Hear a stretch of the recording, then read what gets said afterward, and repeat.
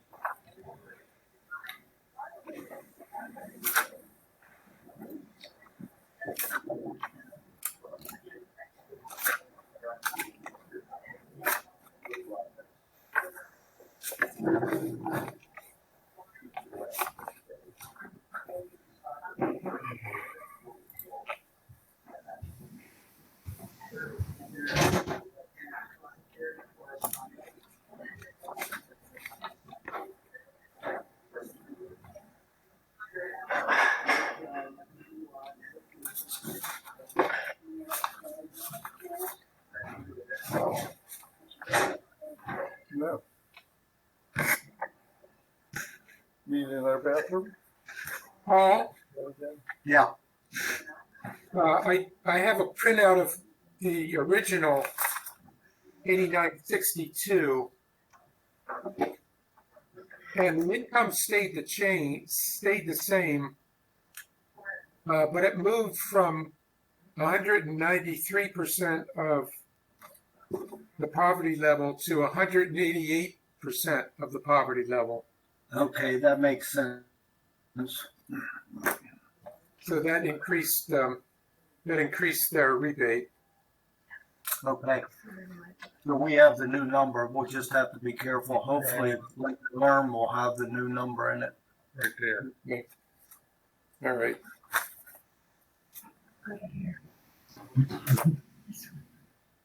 That's the camera. No, they want it off. Okay, this is the microphone. Okay,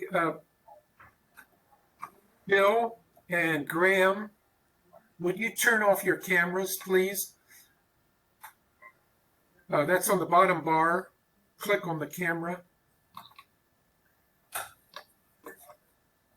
We're going to try and get as many people on today as we can. Graham, yours came back on again.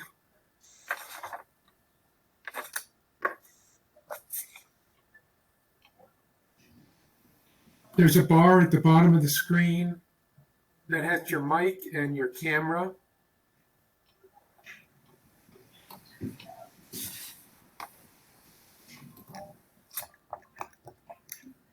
Click on that camera so it turns red. Thank you, Bill. Oh, it came back on. Click on it again, Bill. There you go. Graham, your camera is still on, Graham. If you would click on it again.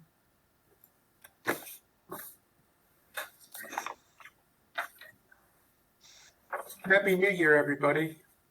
We're going to start with some presentations here, and then we're going to open it for questions after the presentations. To start out, you all remember how to get to your chat? You click on the little rectangular box with 3 lines through it. It looks like a cartoon balloon. Click on that toward the upper right of your screen, and that'll bring up your chat. Okay, Bill, if you're ready to go. Yes, I'm always ready to go. So in prior Google Meets, we told you that we wanted to focus on 2020 tax law changes. So we told you about where to get some resources on that.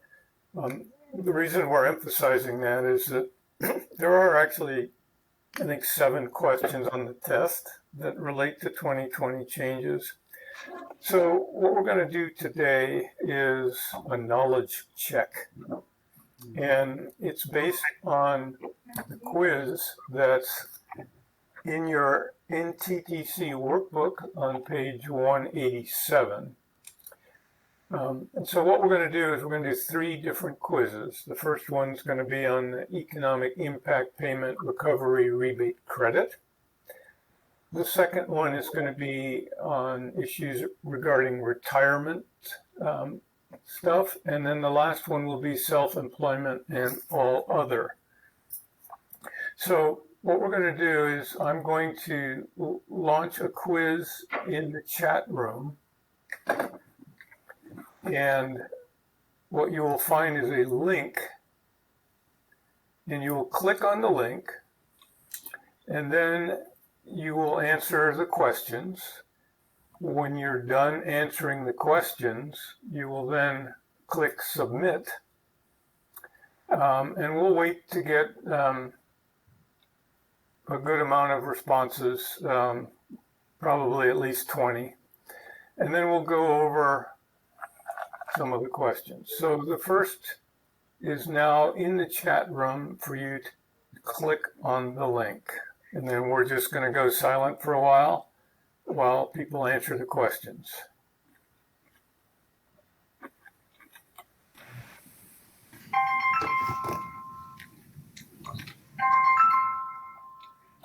Hello. And while we're doing this, we'd ask everybody to please turn off both their pictures and their microphones. Yes. That means you, Fred.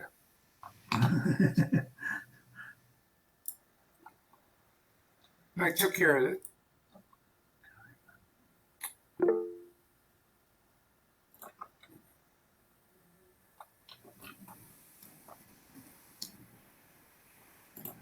Can everybody find their chat? Please go to your chat and click on the link. I don't know where it is. Again, where is it? It's, I did it and I don't see anything. Oh, do we click the link that Bill sent? Yes. Okay. anybody not finding the chat? I haven't found the chat. Okay, it's the little, toward the upper right of the screen. It's the cartoon-like balloon with the 3 lines through it. Okay, Click on that. got it.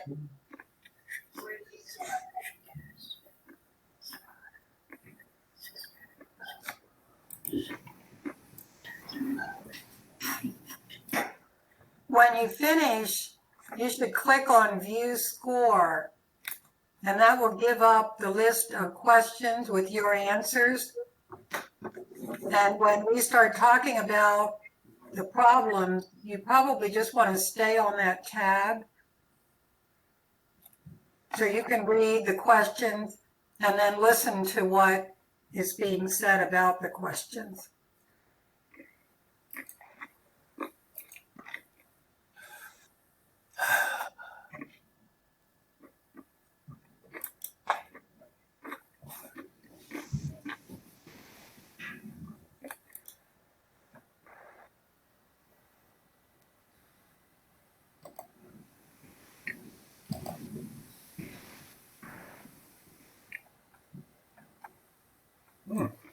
I still cannot find the chat room.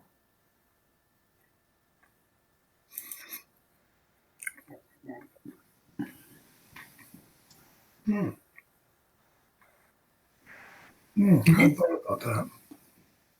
Jeff, do you have a little bar of symbols toward your upper right-hand part of your screen?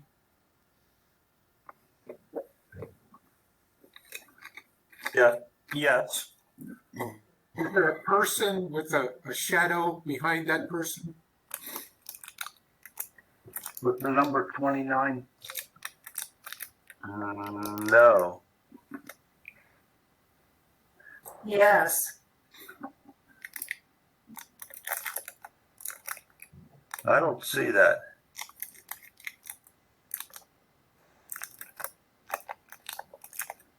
Ray, do you want me to share my screen and show it? Yes, please. Yeah, go for it.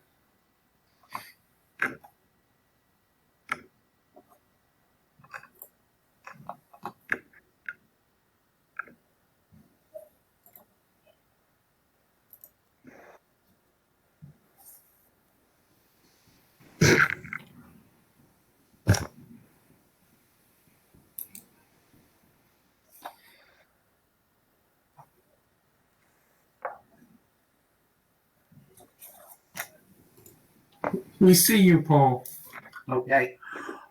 So if you look at the yellow circle around my arrow, around my cursor, you'll see the people that he was talking about, the box next to that.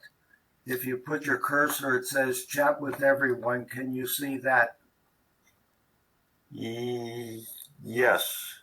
Okay, if you click on yours, not mine, mine won't do anything. If you click on yours, it'll bring up the chat bar.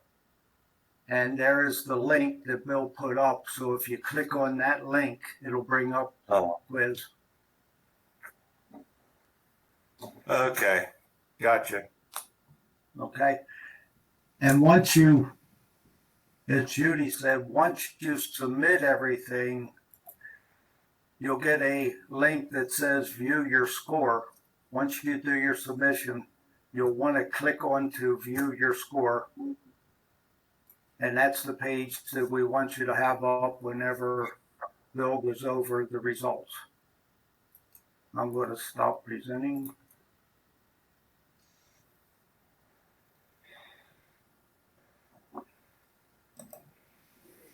We're making progress. We got 15 responses so far. So let's try and get 5 more and then we'll go for it.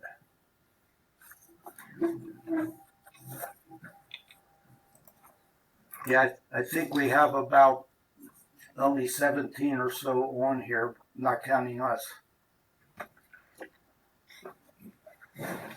Some of us are on twice.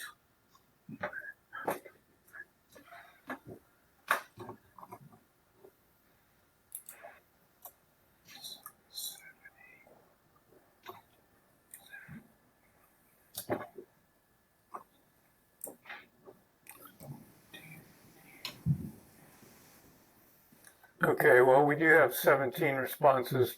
So there's 28 people. So Ray, should I go ahead after 17 or just wait for 20 to show up? No, 17's good, Bill. Okay, so what I'm going to do is present my screen.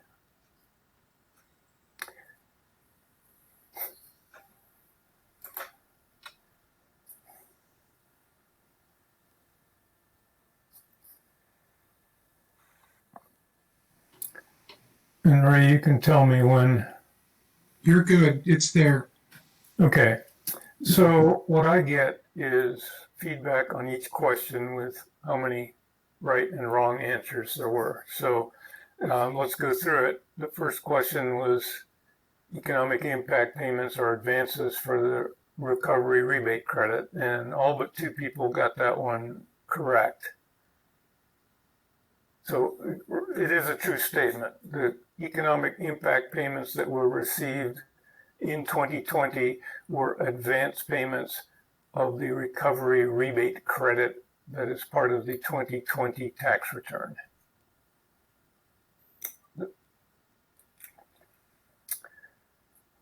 The next question, if the 2020 return shows that the taxpayer is eligible for a recovery rebate credit larger than the economic impact payment they received, the additional credit will be added to their refund. And most people got that one right. It is true. So again, the IRS based the payment on the 2019 tax return, if there was one. And if for some reason, for example, their EIP was phased out because of income, and their 2020 income is below the phase-out level, they could get more. Another reason somebody could get more is if there is an additional dependent that was not on the 2019 return, but is on the 2020 return. That could be a reason as well.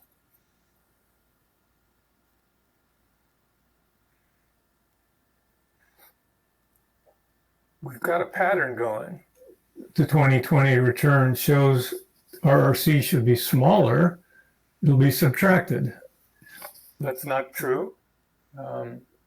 If you got more than you deserved, I guess you get to keep it. And the only exception to that might be for a deceased taxpayer. We don't know if they're going to try and claw that back. All right, now we're going to get into the tricky questions, which I don't know why we threw in there, but we did. If a taxpayer can claim a dependent over the age of 24, it is better to not claim the dependent so the dependent can get their own EIP RRC. Well, the correct answer was false, but a quarter of the answers were wrong. I'm sorry, who was going to talk about the wrong answers? I think you should go ahead, Bill. It goes faster, actually. Okay. So, if you are eligible to be claimed as a dependent on somebody else's return, you cannot file your own return and get a recovery rebate credit. So if you are eligible to be claimed, those people should claim you because they could probably get the $500 credit for other dependents.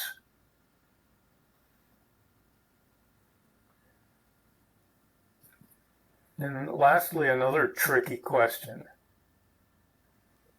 Married filing separately may help get more recovery credit. So the key answer there is may. All else being equal, if for some reason the joint income is above the limit so that the recovery rebate credit gets phased out, then if the spouses file separately, if both of their incomes are below the amount for one person, then they would each get the full recovery rebate credit. But so technically that's what would happen. But as you're well aware, there are lots of other reasons why married filing separately is not a good idea. There's other credits and benefits that aren't available if you do that. But the strict question is, you might get more if you file separately, and that answer is true. So now I can't see what's going on, but people have to just tell me if there are questions, additional questions that need to be answered or discussed on this. Not seeing anything in the chat.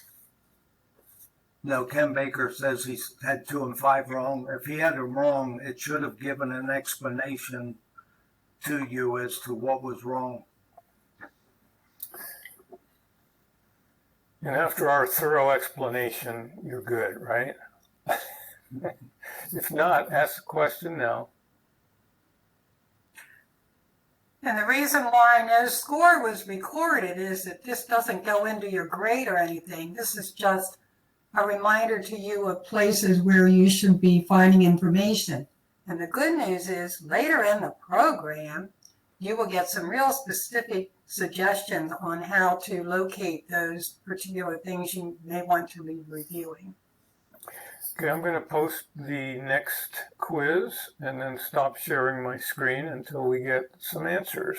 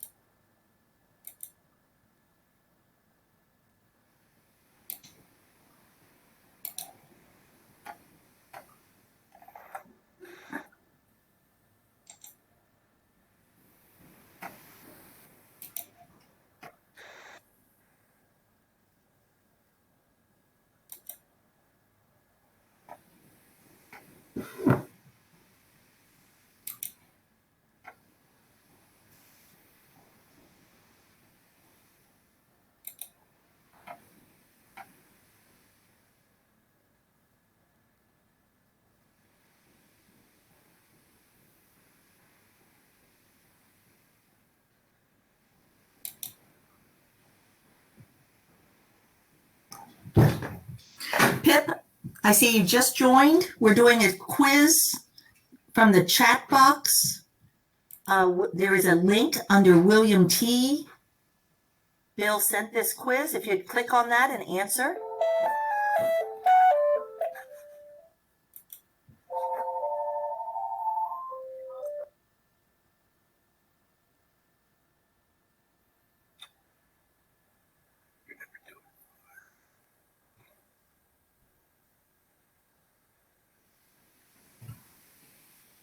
Pip, do you know, Pip, do you know how to get your chat screen? Ray, she won't get it because she logged in after it was sent. It has to be sent again for Oh, her okay. because your chat goes away or your chat isn't there until the point when you come in.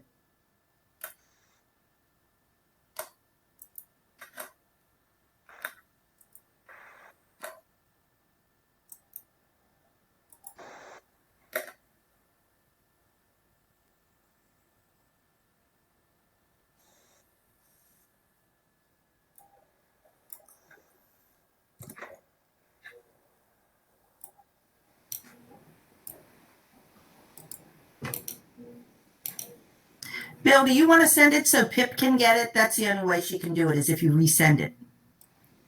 I don't know if you can though.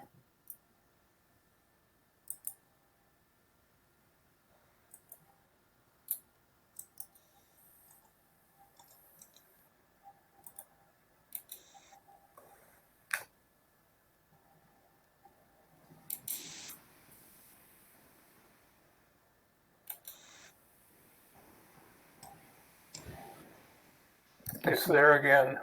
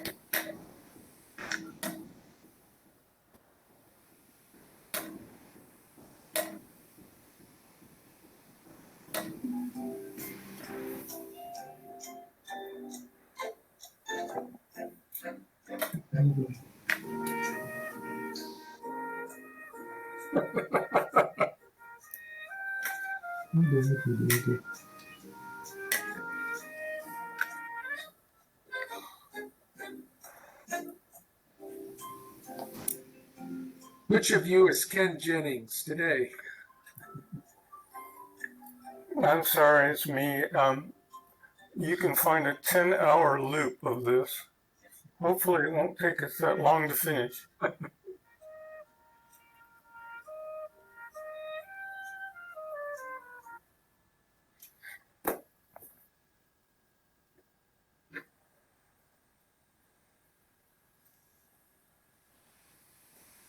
We're making progress. We have 12.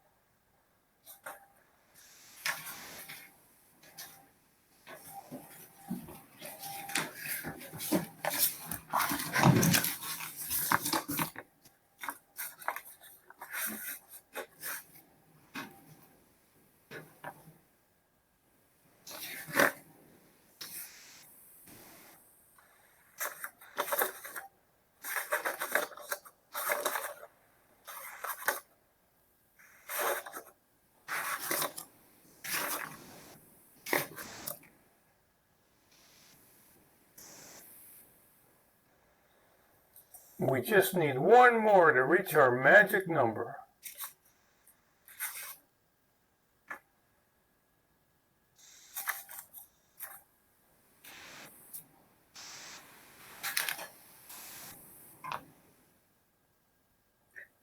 Ray, Yes. I cannot get my chat to come back up for the second set of quizzes. You're clicking on the link and nothing happens? Nothing happens.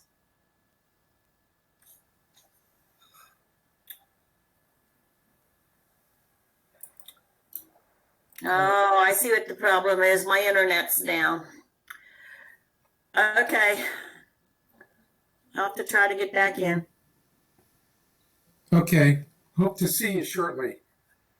All right, we're going to go look at the responses to this. And Paul, were you the one who's going to discuss, or Judy, or who? It's Paul. Okay, question number 1. RMDs were waived for 2020. Everybody got that right. Moving right along. And this is a question we don't really see a lot. RMDs from inherited IRA accounts were waived. And this was a pretty large split. The correct answer is also true.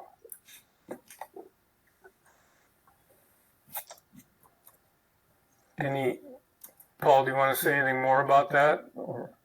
It's just the way the law's written. No matter what, anybody who had a required RMD for 2020, it was waived. Right. Okay.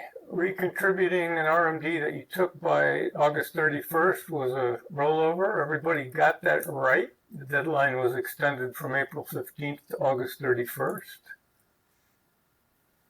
Next, if someone turns 70 and a half during 2020, you have to take an RMD in 2021. 3 people got that wrong.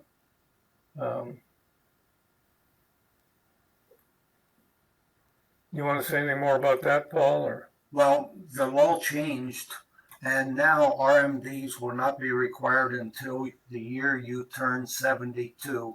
So somebody that turned 70 and a half in 2020 would have turned after July 1st, and they would only be 71 in the year 2021, so they could wait, and they don't have to take an RMD until 2022. Right. So when you're doing the test, keep that date in mind. So if someone was born after June 30, 1949,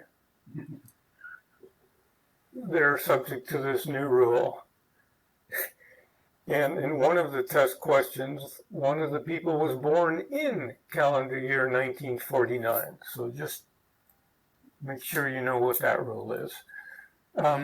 Next question. Taxpayers must now wait until they're age 72 to make a qualified charitable distribution from their IRA. That's false. 3 people got that wrong. They changed the rule for when you have to take your RMD, but they did not change the age to make a qualified charitable distribution. Okay, here's another trick question. Up to $5,000 of distributions from retirement accounts within 1 year of the birth or adoption of a child are tax-free. You want to tackle that one, Paul? Most people got it wrong. Yeah, it's the key word is tax-free. You still included in your taxable income, but you would not be required to pay the 10% penalty for an early withdrawal. All right, next, the topic of qualified individuals based on COVID-19. So if a taxpayer takes a COVID-19 related distribution, that is, they're an individual qualified for these special rules, if they take it from their retirement plan, they can report the income over 3 years. And most people did get that one right. That is a provision that they can, instead of taking all of the income hit in 2020, they can spread it over 3 years.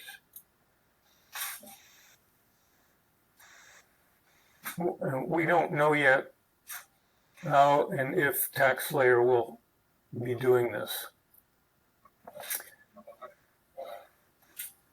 All right, so this next one we'll have to discuss. Again, if the taxpayer is qualified, takes a COVID-19 distribution, they must repay it by August 31st if they want to avoid paying tax on it.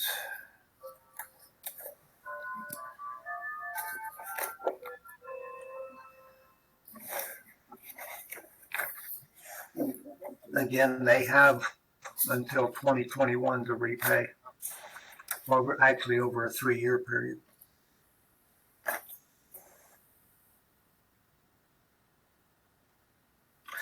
Again, this is something that we do not know how it's going to work in TaxSlayer, and we don't know if it's going to be in scope for us. I have a question.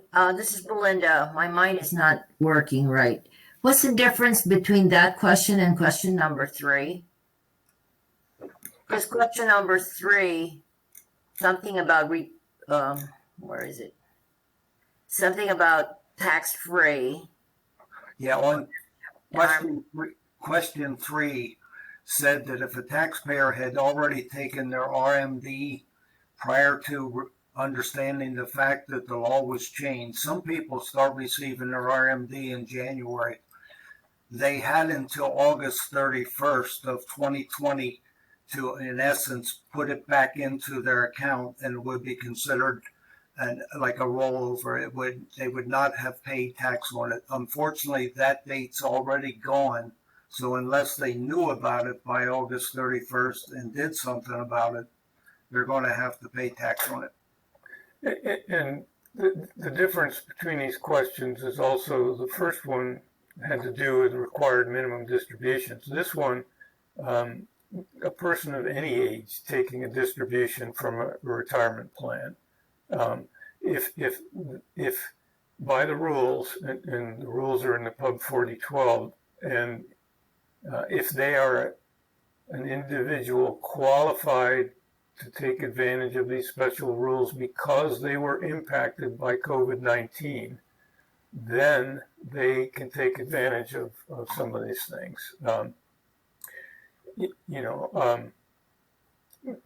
You're qualified if you yourself or anyone on your tax return had COVID. If you were unable to work because of a situation related to COVID, you might be a qualified individual and can take advantage of these rules. Okay, thanks.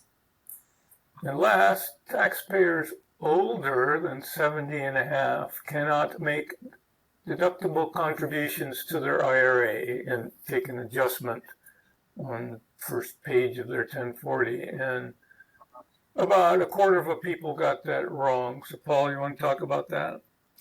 Yeah, again, that's a change in the tax law. As of this year, if you make taxable, if you have earnings and qualify to make a contribution to an IRA, then you are eligible to do it regardless of your age. It no longer ends when you turn 70 and a half. So you can make a contribution up to the amount of your earned income, the earnings you have, or the maximum amount, which if you're 70 and a half, is going to be $7,000. Correct. Correct. So are there any other questions about this stuff?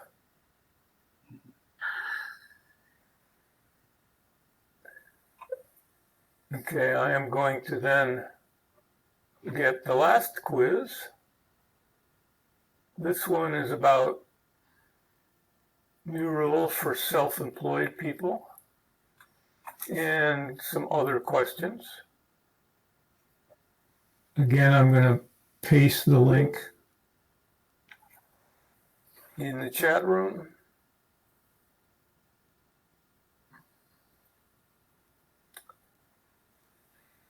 And we'll wait.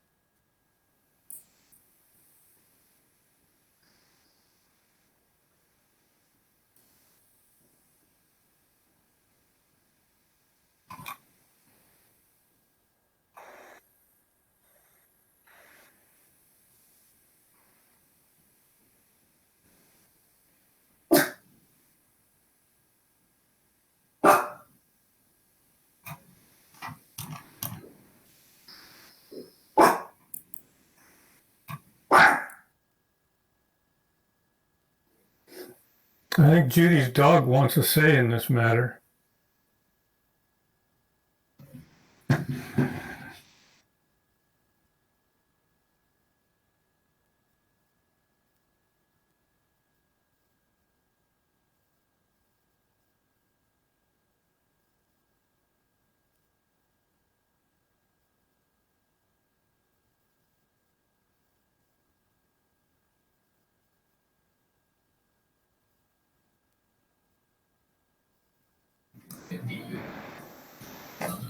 Bill, Tenny, I see you have your hand up. Is it a question about taking the quiz or something on the quiz per se?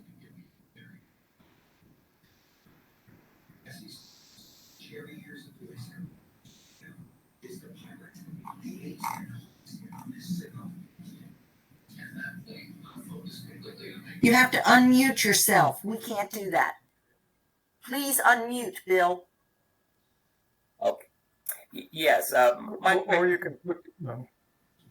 my question was concerning the last group of tests about the definition of COVID-related.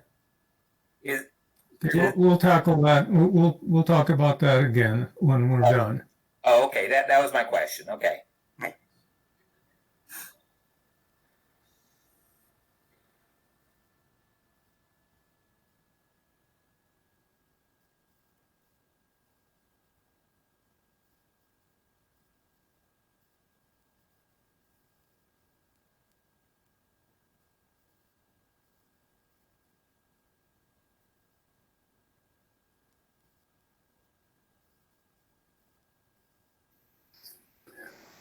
Okay, we have enough answers, so we're going to share again and go over questions. And I forget who is providing the color commentary this time. That would be me, Bill. I'll try to stay up with you. So before we go on, a couple things. One, I didn't mention, but if you are a qualified individual, and again, by that term, we mean you're an individual qualified to take advantage of the special rules regarding withdrawals from retirement accounts because of COVID-19, then if you take an early withdrawal and you're a qualified individual, you're not subject to the 10% penalty as well. We didn't mention that.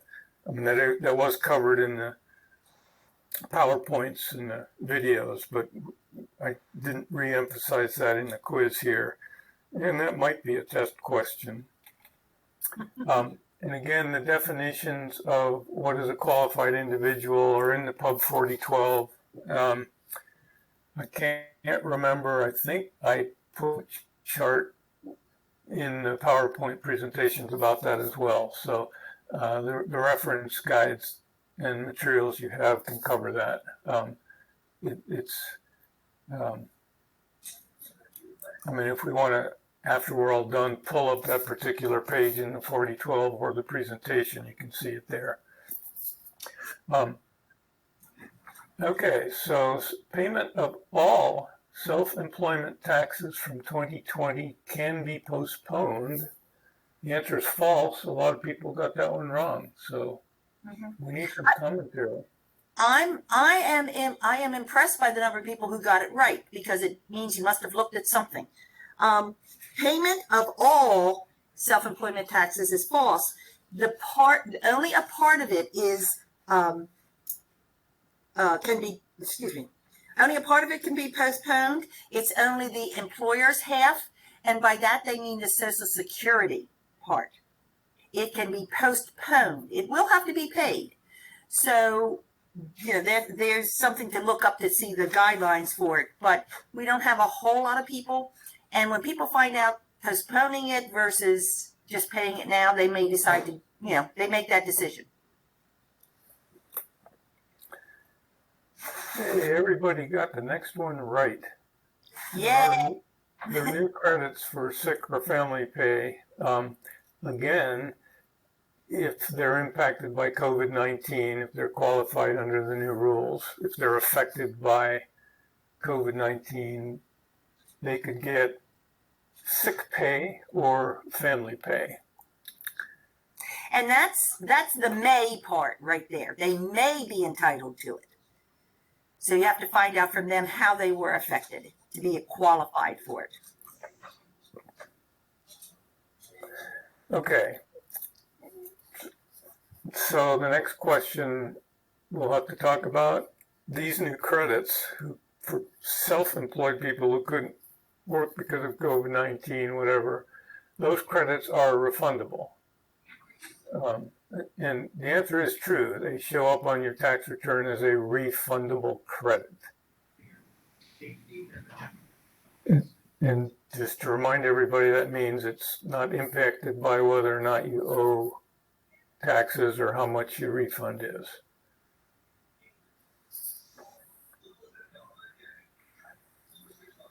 This next one about Paycheck Protection Program loan, I'm sorry I put this in there. It was in the quiz in the back of the workbook. We'll probably not need to pay this any attention, but If anyone had a PPP loan, they got specific instructions on how to deal with it. And I did have one, so I know about this. You get specific instructions. Basically, this is a loan. It is not taxable. If you used it for the correct things, it is not taxable. If you used it for something other than the correct things, they have to pay it back. But that's not on the test. But if someone comes in and said, hey, I had a PPP loan, self-employed could have done that. yeah. Oh, yay, the next one, everybody got it right. If you don't itemize deductions on Schedule A, you can still deduct some charitable contributions. That's true. And the key is it's only cash contributions up to $300 per return in 2020. So any non-cash in-kind stuff doesn't count. Next, most people got this one right. So when you itemize deductions, you can deduct only those medical expenses over 7.5% of your adjusted gross income. That is true. And some people may have remembered that last year they said that was going to go to 10%, but as you see, it didn't stay there. Qualified medical expenses are the same for both Schedule A and an HSA distribution. And many people did not get this right. The answer is no, they're not the same this year. Okay. Judy is going to go over this and give us more information, and I'll also show you where you can find this information. But basically, Schedule A pretty much stayed the same.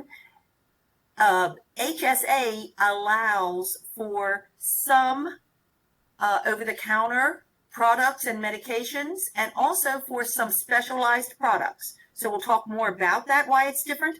And you can simply look that up in Hub 4012, tab E, I think it is, and look at the difference between them. And then lastly, I guess this is sort of a trick question. Since everyone has been affected one way or another by COVID-19, all taxpayers can take advantage of special tax provisions for 2020. And that is false, because it's only the people who qualified as being affected by it, who lost work or wages, who were sick or stayed home to take care of sick family member or something. Those qualify them, and that's why they get the credit. And Judy, I loved your comment this morning when you said you don't just get it because you're annoyed by it and how much it interfered with our lives this year. Sorry, that doesn't qualify.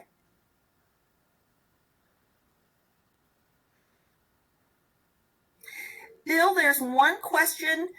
Do you know anything if PA has implemented anything that's going to be related to the CARES Act that might be similar to the federal? Or do you not know anything yet on PA?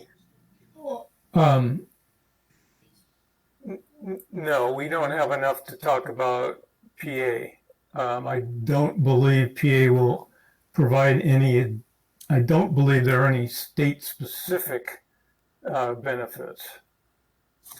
Yeah, the only guidance we've heard so far is that the stimulus payments that we received should not affect any of our PA 40 or PA 1000, such as Schedule SP for tax forgiveness.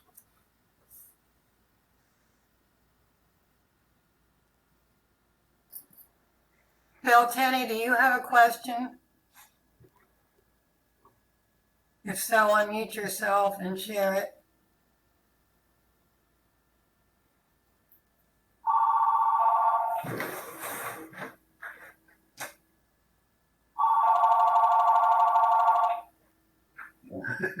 Hello? We may have addressed that question that he had before. We may have addressed that, so hopefully we did. There's one question I see in the Q&A. Are you getting a helicopter from me? No, Oh, okay. I thought I heard feedback. If a person spreads their distribution over 3 years, do they have to report 1/3 in each year? I don't have the paperwork in front of me, but I think it can be reported. It doesn't have to be reported as a third, a third, a third. I think it can be spread over the 3 years in different amounts. that's correct. Okay. And there is a complicating factor. oh, forgive me, but for example, if you choose to pay tax on a third of it in 2020, but then 2021, you decide, well, wait a minute, I want to take advantage of the rule that allowed me to repay it without it being taxed, and you repay it in 2021, then you get to go back and do an amended return for 2020 in which to take that 1/3 out. So that's a complication I hope we never see. So I'm sorry I brought it up. I think it's something we should not mention.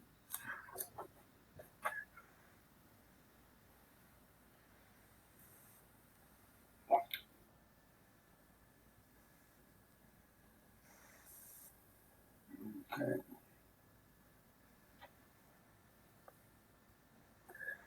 There is one thing I want to mention before Judy goes on about tax changes that perhaps we didn't cover, but might show up on the test. The self-employed deferral of Social Security tax, again, that's an election that they can make. And if they do decide to defer some of it, they have to pay it back by the end of 2021 this year, and the rest by the end of 2022. So there are specific requirements for when it has to be paid back.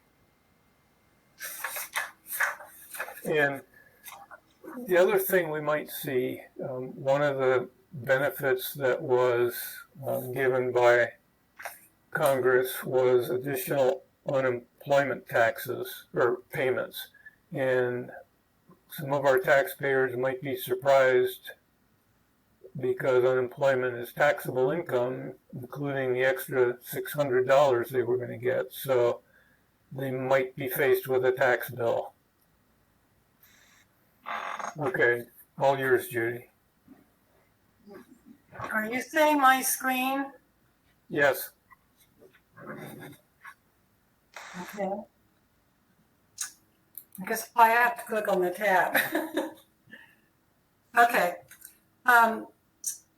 As many of you are already aware, Health Savings Account is no longer a separate certification. It's included as part of the advanced test, and there are several questions on the test. In the past, I found it helpful to have all the information about HSA printed on one sheet of paper. So I have on my screen what you had last year if you took the certification. And this will also be made available to you, and Ruth's going to show you exactly how to get it. I just want to remind you of the two changes, which I have highlighted in green at the bottom. And basically, this summarizes all the important information that you will find in the Pub 4012 and also in the additional sources that you can use, which are under Look It Up, LIU. If you have a question that's more detailed than what you can answer to your satisfaction from the 4012 or this piece of paper, that's where you can look it up. So it's a medical savings account. You put contributions in, you take distributions out, just like you do for another savings account. The important thing is that this is designed for payment of medical expenses. And I have the key things highlighted here. This is how you know if they have an HSA issue.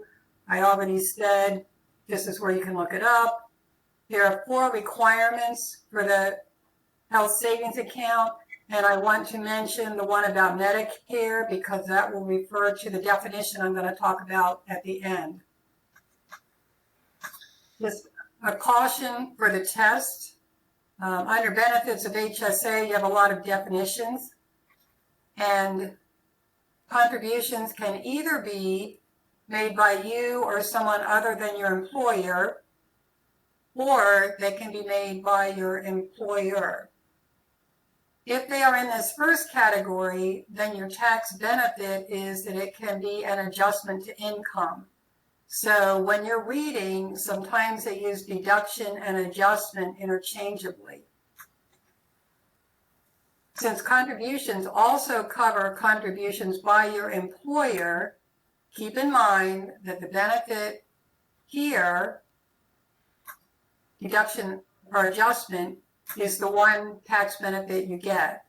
If your employer makes a contribution, the tax benefit you get is that it is excluded from your gross income. So that's why employer contributions are not listed in the same place as the contributions by you or someone other than your employer. So that's the money going in. The money coming out, the distributions must be for qualified medical expenses for the taxpayer, the spouse, or the dependents. And it doesn't matter whether you have a self-only or a family. You put the money into the HSA, and that's your wallet, where you pull out money to pay for qualified medical expenses for those three people.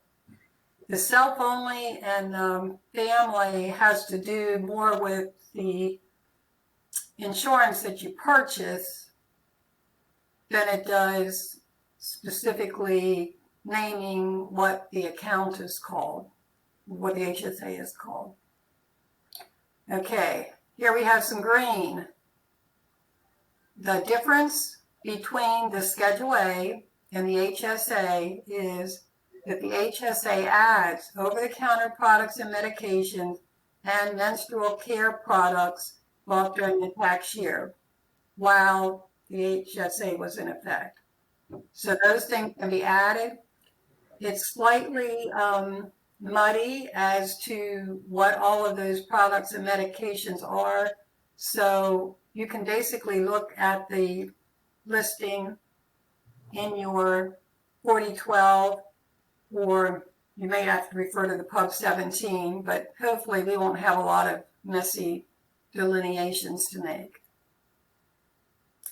Now, what I wanted to spend a little bit of time on is these two definitions, because you may see them on a test question or problem.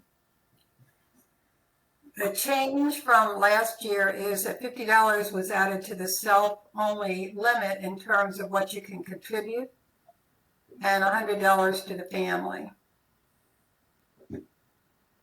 The contributions must be made while the owner of the HSA is a qualified contributor. And most of our clients will have their HSA in effect for the whole year. So if you ask how many months it's in effect, that's easy. It was 12. If the taxpayer reaches the age where they begin taking Medicare, then they can no longer make contributions to their HSA. They still have the health savings account, and they can use that as their wallet to pay for their medical expenses, but they can no longer put money in. So let's say July 1st is when you start Medicare. If you're asked how many months the policy was in effect, the answer is 6. If they had the HSA in effect for the whole year, it was in effect for 12 months. Now, suppose you were somebody who had no insurance the first 6 months. You couldn't afford it. But you decided you needed it, so you set up an HSA that started July 1st. That means you have no insurance January through June. July through December, you're covered by your HSA. The last month rule says that if you are an eligible individual on the first day of the last month of your tax year, which for most of our people is going to be January through December, so December 1st is what we're talking about, you are considered to be an eligible individual for the entire year and can make the full contribution for the year. LIU, by the way, has looked it up. If this confused you, it did me for 2 years, 3 years, get one of those supplements and read it. So talking about the person who had no insurance for the first 6 months, started July 1st, is still in effect. That means on December 1st, they are eligible to make the full contribution. So you can put down 12 months for that.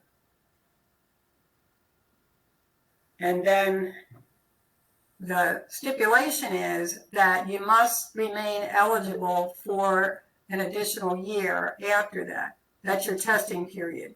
If you would decide March the 30th of the next year that you don't like it anymore and you want to quit, then your return is going to be out of scope because you have to basically reconcile the benefit that you got when you said, oh, yes, I will keep it for a year.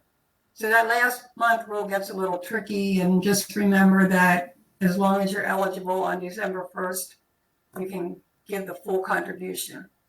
Otherwise, that person who went on Medicare July 1st, the policy was only in effect for 6 months, so they can only make half of the allowable contribution. And I would also like to, I think I have to stop and share another. Hey, Judy, can I ask a clarifying question? Yes. Or wait, okay. One of the questions that was asked earlier was whether Schedule A and HSA qualified medical expenses are the same. They are not. And I thought that with the COVID thing, that over-the-counter drugs and menstrual whatever products are now qualified medical expenses as well. So we're Right. going to Schedule A. Just HSA, not Schedule A. So if I don't have an HSA, I cannot deduct those expenses? You cannot deduct those on Schedule A now for itemizing. Really? I did not understand it that way, so I'm confused. I thought we can claim over-the-counter drugs and menstrual products, etc. now because of COVID. And so if I don't have an HSA, it would go into my itemized deduction in Schedule A, won't it? No, that is not an eligible deduction at all for Schedule A. This is where HSA and Schedule A parted ways. In the past, they pretty much matched. But now this is the difference. HSA is allowing those over-the-counter and menstrual products. Schedule A still doesn't. So if I don't have HSA, I cannot exclude over-the-counter products? Right. Huh, okay. Judy? Yes. Let me finish talking about this and then I'll answer questions, okay? Oh, okay.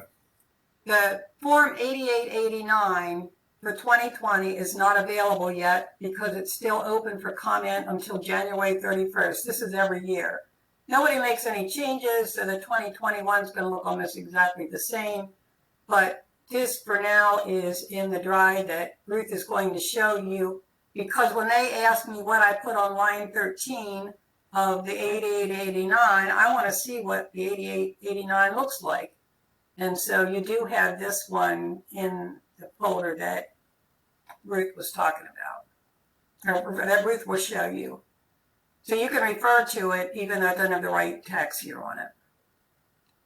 And I'm going to stop presenting now, but I will answer questions. Judy? Yes. This is Jeff. You said that the contributions can be made up until you get Medicare or eligible to take Medicare, because some people don't take the Medicare until they're after age 65. Right.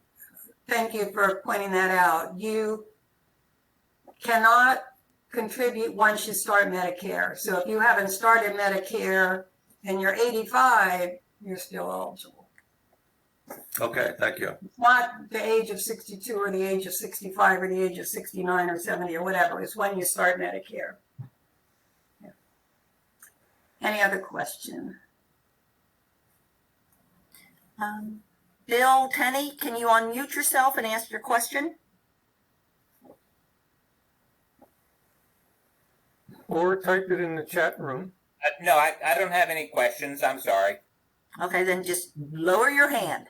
And Belinda, oh, okay, you did lower your hand. Yeah. Okay, that's what I'm going by, is when hands are up. Okay, there's nothing else in the chat box. So I think I'm done. Okay. And Bill Tenney, just go ahead and put your hand down. You did, and then apparently you clicked on it and put it up again. Thank you.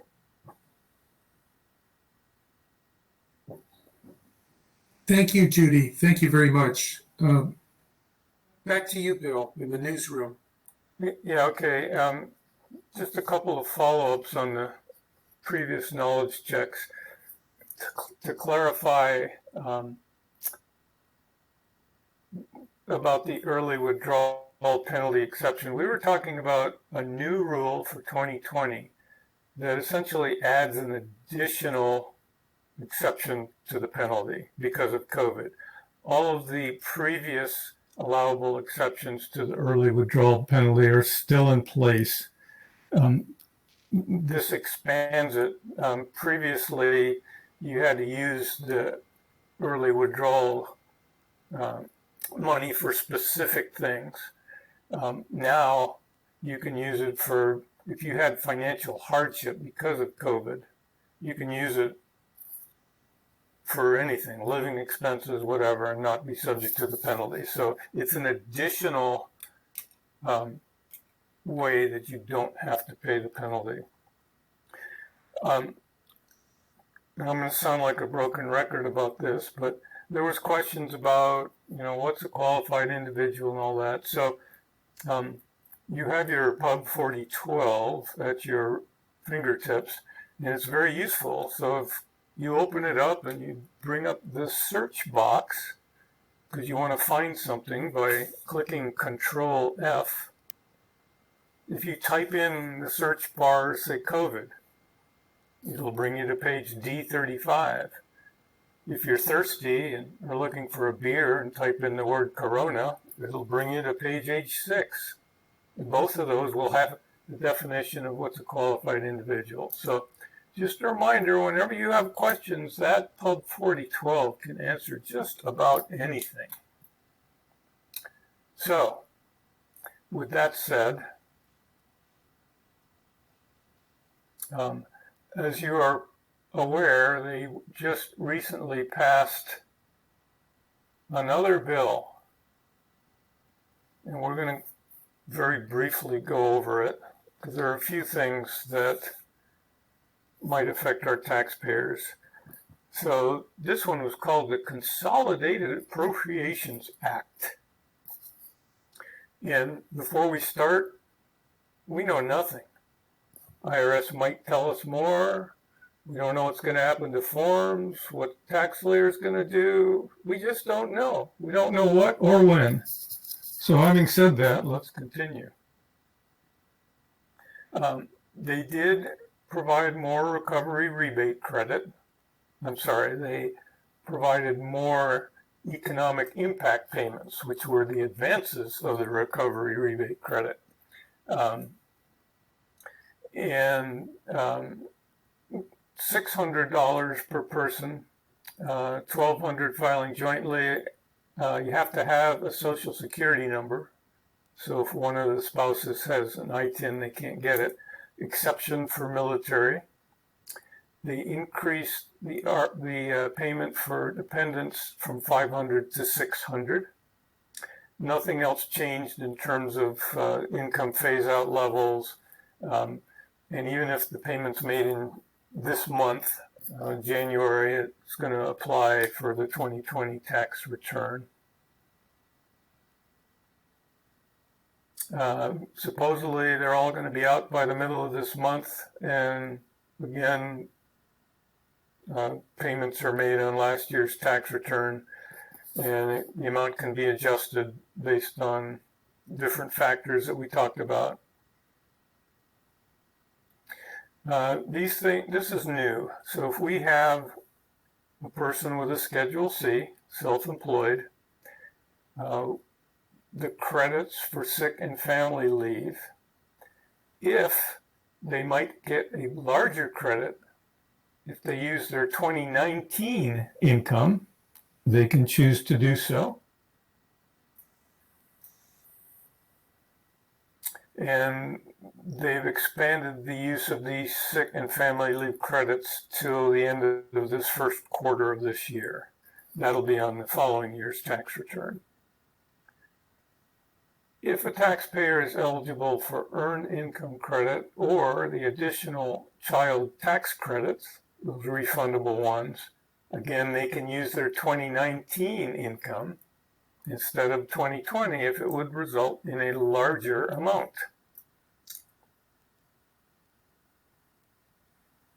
Some other things, Paycheck Protection Program loans, let's not talk about that.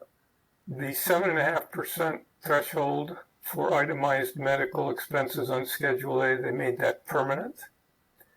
They eliminated, yet again, tuition and fees deduction that shows up as an adjustment. That doesn't mean they won't put it back in another year. They've changed the lifetime learning credit to have the same income limits as the American Opportunity Credit. They extended the residential energy credit. They did make a change for the cash contributions, even if you're not itemizing. They extended that into 2021, and they decided that it could be $300 per person, so $600 if filing jointly. Now, again, that does not apply to 2020 tax returns, just for 2021. Mortgage insurance, that's also going to be treated as interest and extended. And here's something good for teachers. If they spend their own money on PPE, they could take advantage of the educator expenses if they meet the other qualifications. Okay, that's a lot to take in. I don't know about you, but I'm ready for some jokes.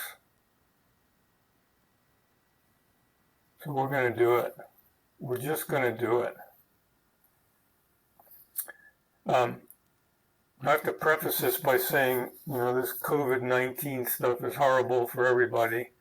I don't know about you, though, but I like to have a little humor in my life. So because COVID-19 is horrible, these jokes might be terrible. All right, here we go. So, and I apologize if you've already gone to Google and searched for COVID jokes. These will be familiar to you. Finland just closed its border again, so no one can cross the finish line. So there are so many virus jokes out there, it's a real pandemic. I can hear the groans, even if your mics are off. So because of the stay-at-home orders, I can only tell you inside jokes. Now is not the right time to surround yourself with positive people. One more page. There's bound to be a baby boom. So in 2033, we're going to see the rise of the quarantines. The World Health Organization just announced that dogs cannot get COVID-19 and dogs can now be released from quarantine. That's right. Who let the dogs out? Who?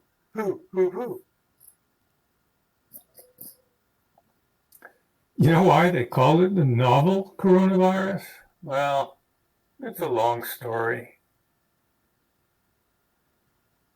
And if I tell you a coronavirus joke now, you might not get it for 2 weeks. Drum roll, that's it.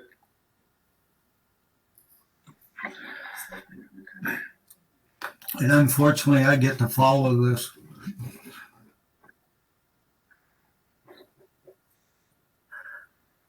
Okay, we want to switch topics now. We're going to talk about the 4 problems that you've been assigned. I know quite a few of you have been working on the problems and have been sending your PDFs to us to review. And what we're going to do is talk about a few of the issues that we're finding people are having. The first one that I want to deal with has to do with the first-time home buyer's credit repayment. So hopefully my screen is coming up by now.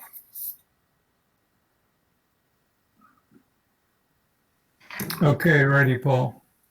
Okay, now if I can use this the way I want to, I want to bring this over from my other computer. Okay. And the one problem talks about a married felon's separate return.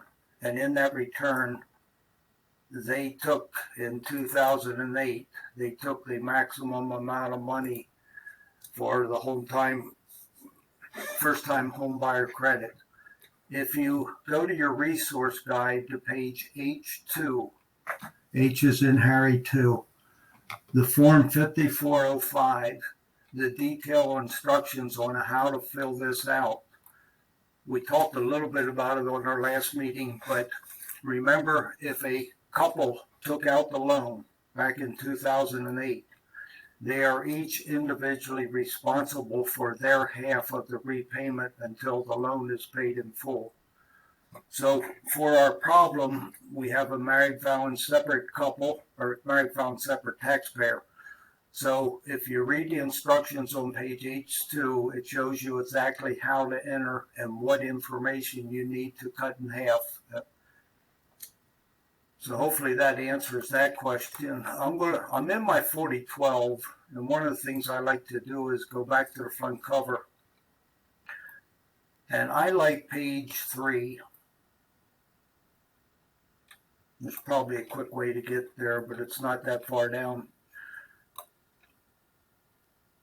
I can either use the index to go to places, or if I go to page 3, if it's something that's new for 2020. There's a good list here of some of the items that Bill had in his quiz that we talked about. For example, anything to do with IRAs. If you want to look up the detail, page 3 of your resource guide gives you the link to take you to the pages for what your topic might be. So that's just a reminder again, use your resource guide to get there. The next topic I want to touch on is self-employed people. We don't have an awful lot of people who are self-employed. But self-employed people do have some special things, especially this year. And one of the things that actually was last year is when it first became available. And that was self-employed health insurance deduction. In the Anderson problem, we have a person who is self-employed and the medical premiums that they pay, and notice again I'm on 4012, I'm going to go to the link on page 19D19.1. And there is everything you need to know about what can be claimed and how you do it. The medical insurance premiums that are paid is for anybody that is included on the tax return, the owner, the spouse, and any dependents that you would be claiming. Also, any child under the age of 27, even if it is not your dependent, you can claim that. What can you claim? You can claim Medicare premiums, you can claim dental, vision, so you can see all these details here. You can even claim long-term care, but you have to be sure that you limit the amount that you're claiming for the age of the person who is paying the long-term care insurance. And then when you go down, it explains how to enter into TaxSlayer. This is an expense that is not deducted from their profit. In other words, the premiums are not used to deduct and make their business less profitable. They're going to have the same profit, but it is used as an adjustment to their taxable income, and it's limited up to the amount of profit that they claim on their return. So I'm going to get off of that topic now. Yes. Just something real quick. It seems a design flaw of TaxSlayer that if you are going to enter the long-term care premium, for some reason it defaults to the youngest person on. So it'll say, you can't have more than $410 on a day. What do you mean I can't have more than $410? This is an old person. And then you look and it's their dependent who's listed as the one that you're putting in the long-term care insurance for. So make sure that you have the right person identified.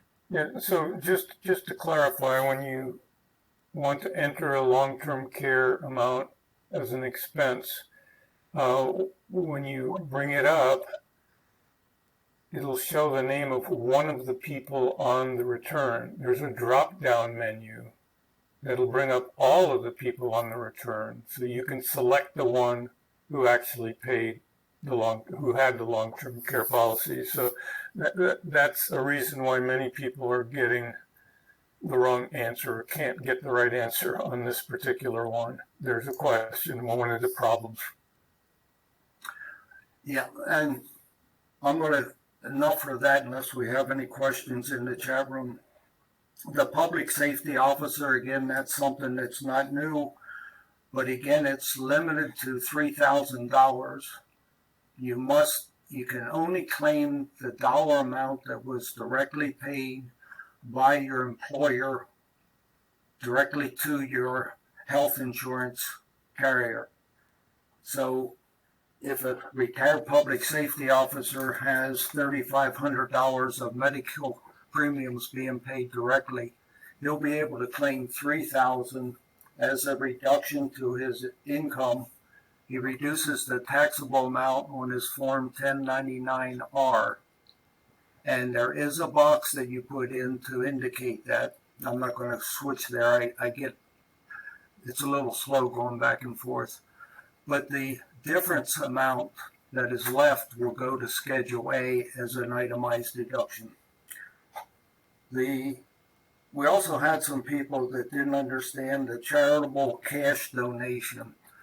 Everybody is eligible to claim up to $300 of eligible charitable contributions that were made in cash.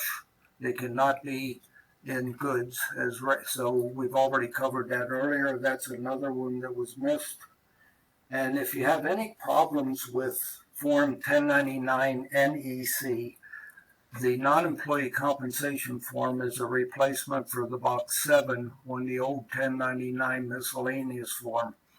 And whenever you enter a 1099 NEC, when you come out of that screen, you need to tie it to a Schedule C. So those are the ones that we've seen for people who have turned in their returns to us, the PDFs to review. These are the items that we're seeing that are coming up with the most frequent questions. I'm going to well, I do want to make a quick, before I get it, over lunch today, we got a Christmas present early from TaxSlayer. We have some form of Pennsylvania tax law in TaxSlayer Practice Lab. I got on the blog and saw that it was released. So I went to one of my problems, opened it up and said add Pennsylvania, and it did. I have not tried to play with it, so don't ask me if it's working. But it's there. That is the big surprise. We did not expect Pennsylvania to have anything there in the near future, to be honest. Are there any questions on the 4 practice problems, any issues that you've been having?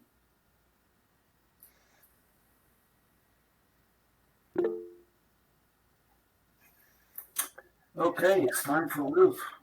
Yeah. Okie dokie. You do have a question, a raised hand. Barb, Yeah, I just thought I should say when you put in an amount on an NEC form on one of those problems, when I put that in, it then said, do you want the Schedule C? And I said yes, and went ahead and did it. And it wasn't coming through on the return. So I went back and looked at where you add extra income, like other cash earnings, and it was showing the amount that I put in on the NEC form up at the top, but it wasn't carrying it. I had to put it in the box there, even though it said if you put it in on an NEC, it will go over. It didn't go over. So people might run into that. Hopefully they fixed it. Barb?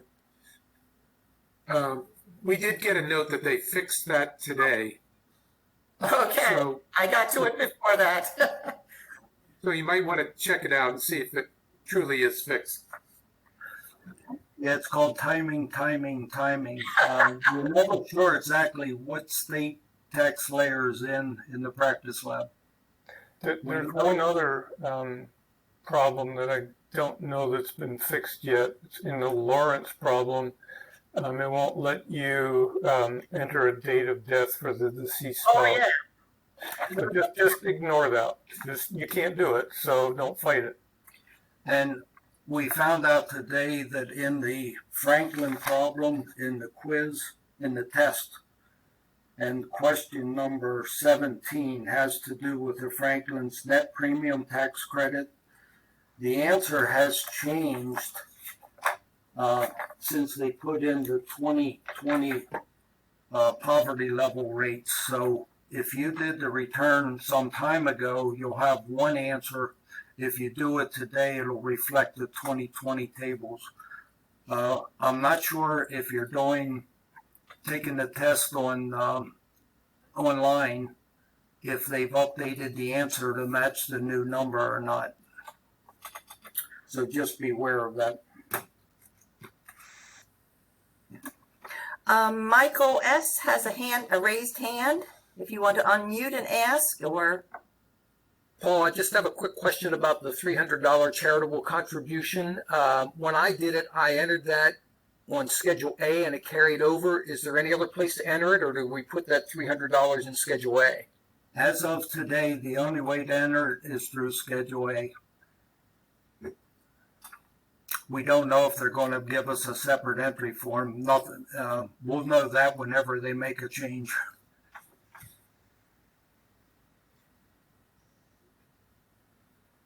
okay, any other questions? Okay, I'm going to present some things. Michael, if you want to lower your hand, thank you. So I have a clean slate, no hands, no questions right now. And Paul has to stop presenting. Oh, he did. Actually, I am. So you should see my screen with my little R is presenting up here and my little arrow here. Does everybody Got see? it.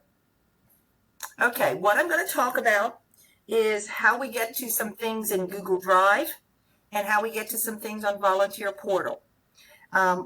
We've been trying to organize it and make it easy for you, and we've put a lot of stuff in there, and some people find that difficult. I did. So we want to try to show you a way to get to it. And Greg, thank you. Okay, just because I'm easily distracted, Greg. So what I'm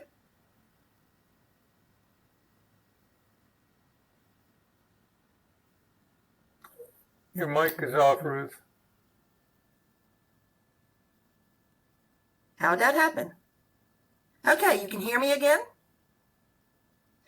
Now, usually when you come on, you have the home page, and this second tab is usually your volunteer portal. That's how it usually comes up when you turn on. So I'm just going to have that same thing up there. This is my tab for meeting, and when I join a meeting, I like to move it over there to that corner because that's the one I don't want to close by accident. I've done it several times. So let's say we have these things and you are wanting to look up in the Google Drive the HSA information that Judy just spoke about. So the way to do that is to start a new tab, unless you want to close one of these things. And from the new tab, go to the left to the tax aid links. There, when you click, you're going to see the drop-down menu, and Google Drive is near the bottom. And when I click on that, that will bring up my Google Drive for the AARP Foundation. It's important that that is what we're using for the shared drive. So when you want to look for something that we've shared, this is where you go, not your personal Google Drive if you have one. And you know that you are in the AARP. If you go over here, you see your initial, and there it says, that's my AARP Foundation account. So I know I'm in the one where the shared information is. Now, when I look on the side, I'm here at My Drive. You are able to save anything you want into your drive. Other people will not see it. I'm on my drive. I see this because this is something that I put in there. But if you open your drive, you won't see the same thing. This is your personal drive, AARP Foundation. Ignore the shared drive and go to shared with me. This is where we're putting things for our counselors in York and also for our instructors. These are the things that are quick that have been opened most recently. But when I look down here, there's a red folder for instructors, and I made that red because it's stop. Think, if you're not an instructor, you won't be able to view it, or you should not be able to view it. Green for go, the AARP counselor folder. This is where we put the stuff to share with all counselors. And later on, we'll probably have one for the local coordinators. That's a future development. AARP counselor, when you, from shared with me, go to the counselor folder, you will see more folders. I get really confused when I see a great big long list of documents and folders that are all in there, and I'm looking for something. So we're trying to organize it for you. And something I haven't done yet, but what I'm going to come up with is a table of contents. The table of contents will tell you what's in each of these folders to give you an idea. So that way you'll be able to find things quicker. You won't have to say, gee, should I look here, here, there? So I'm going to go over what the folders are. 2020 tax year. These are the things that you will be using this year to do taxes. And you'll see there's nothing there right now. This is a future file when there are things that you need to have at your fingertips while you're doing taxes. So we'll hopefully have things there for you. At this point, I just go back to the counselor folder. I could click on that. And then I see Google Meet videos. Google Meet, these are the transcripts of the video. These are the videos that hold the transcript of the meetings that we've had. Now, at this point, there was only one in here from December 16th.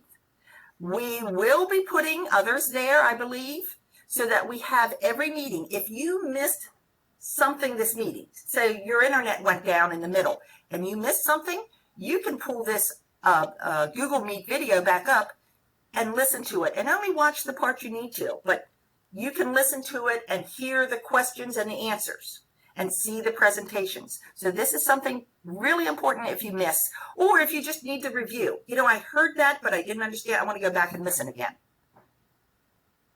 So I'll go back to the counselor folder. We have a Pennsylvania folder. This has two parts. It has a tax year 2019 and a tax year 2020. That's important because we may have to do some amended PA. And if we do, there were people last year who chose not to file a report for whatever reason, mostly COVID. But these workarounds, local returns, the green book, the yellow book, property, personal income tax, property tax, PA exempt, all of these things that we used for Pennsylvania are there if you need them. There's also a 20 2020 folder for PA, it's green because we hope that's where we're working. And again, we don't have stuff in PA 2020 yet. Just haven't gotten there. Not that it wants to fold open for me for whatever reason. I'm clicking too fast, I guess. So this will be populated as we get that information for PA. All right. Again, just so you know, you don't want to put any of your stuff here. If there's something that you think I would really like to be able to pull that up in that folder, let us know and we'll put it there. If you otherwise, just put it on your personal drive. But please, you can let us know if you see something that's really good and it would help to have it here. All right, down here I have reference, pubs and manuals. These are the things that you would use as you're working on taxes, usually. There is the IRS Pub 17, Policy and Procedures Manual, and notice the date. We want to put things in here with the tax year so that we know we've got the most recent. Here's the 4012. This is release 1. We totally expect there to be a release 2, and when the release 2 comes out, this one will be changed. And we'll have the most recent one here. So there's no reason for you to download this at this time. There's no reason you don't want to have it out there and have the older one. Something new comes up. And I'm going to try to open that. So when you open this, you'll see that it's a lengthy document with all these links. It takes a while. So don't be surprised that it takes a while. So if I click now, it won't go to where I want it to go. So I can say, COVID ought to be somewhere in here in the index. So if I click that, nothing's happening. But if I wait, it will happen. So these links do work, and this is the one you can use. And I don't know how much people use this. When I prepare taxes, I simply open this up so that I can, oh, my drive is out of date. Don't know what that means. I'll ignore it for now. So I don't know what you do, but I open this document up when I'm getting ready to prepare taxes. Again, you don't want to have very many extra things. So if I don't need the home page or I don't need the volunteer, I might close it. But you see, it has now gone to that thing where that link. And, oh yeah, I could find COVID down here. Or I could find Corona. Am I missing? Oh, I only see it. Oh, also down here. Okay. So the links work. That's all you need to know about that. I'm going to back it up and go to the scope. No, excuse me, I don't need to do that. That's just manuals. So now I'm going to go back to the counselor folder. Okay, then I have training and instructional materials. Training and instructional materials are things that I don't think you'll need to use when you're preparing taxes, but when you're practicing and learning things, you need it. So here, I have different, again, folders, a couple documents. How to is going to be an important one, because if you want to know how to do something, this is where you want to look. And I actually think I want to move those videos. Bill, do you agree with that, to put the videos in the how-to, because that's what they're for? Yeah, in the videos, there's a link to the YouTube thing. Some of them are not how-to. Some of them are, tax law and stuff. So whatever you want to do, just tell us what you're doing. Well, I'm going to put it into the how-to, which I can do, I hope. Change, it won't change because we have the same access. Okay, so HSA, this is the one Judy talked about. So I'm going to click on that one first. Here's the health savings notes that she showed. And here's the form 8889. Now that is from 2019 because the new one isn't out yet. They are still reviewing it until the end of the month. So when the new one is available, we'll plop it in here and we'll have the current one in there. Again, there are only a couple things that were changes on it. So you have the information in the notes, but you see what the form looks like here. So that was Judy's presentation on HSA. new changes for tax year. So these are things, PowerPoint and the CARES Act. So here are things that are new. If you need information. Okay, going back to the training. These were the workbook answers, the abbreviated ones that were sent out. And I think at some point we'll probably send you out some more detailed ones. The training guide, I'm sorry, I can't really remember. Oh, I know what that one is. That should actually go in pubs. I'll have to move that one, training guide. And we should just put the PDF version in, not the other. No. The thing is, I have had, I don't know whether this will do it or not. I've tried to delete some that we only need. Oh, let's see if it'll remove it. I've tried that and it doesn't remove it. And I don't know whether, since it says the owner is Susan, I don't know if you might be able to do that or if Susan's even here right now. But right now I couldn't, I say delete, but it doesn't. But I'll put this into the pubs. And we talked about decedents and so on. So there's some self-study program, release 1. And, this is all for training. Now I'm going to look at the how-to per se. And again, I'm going to make a table of contents. So, I want to know how to do this. If you look at the table of contents, we'll put that there first. If you look at that, you can kind of see where to find things when it's all organized a little bit better, which I hope to have by Friday. So, here are the AARP portal libraries. If you want to go to the portal libraries, you want to open this and read the steps, or there are some videos that I think show you portal also. Tax aid videos, when you go here, you'll actually see the list, and then you can click on the link and go to the video. So whether you like to read about it or whether you like to see a video. So here's AARP portal libraries. You want to watch a video? You come here. You don't want to watch a video.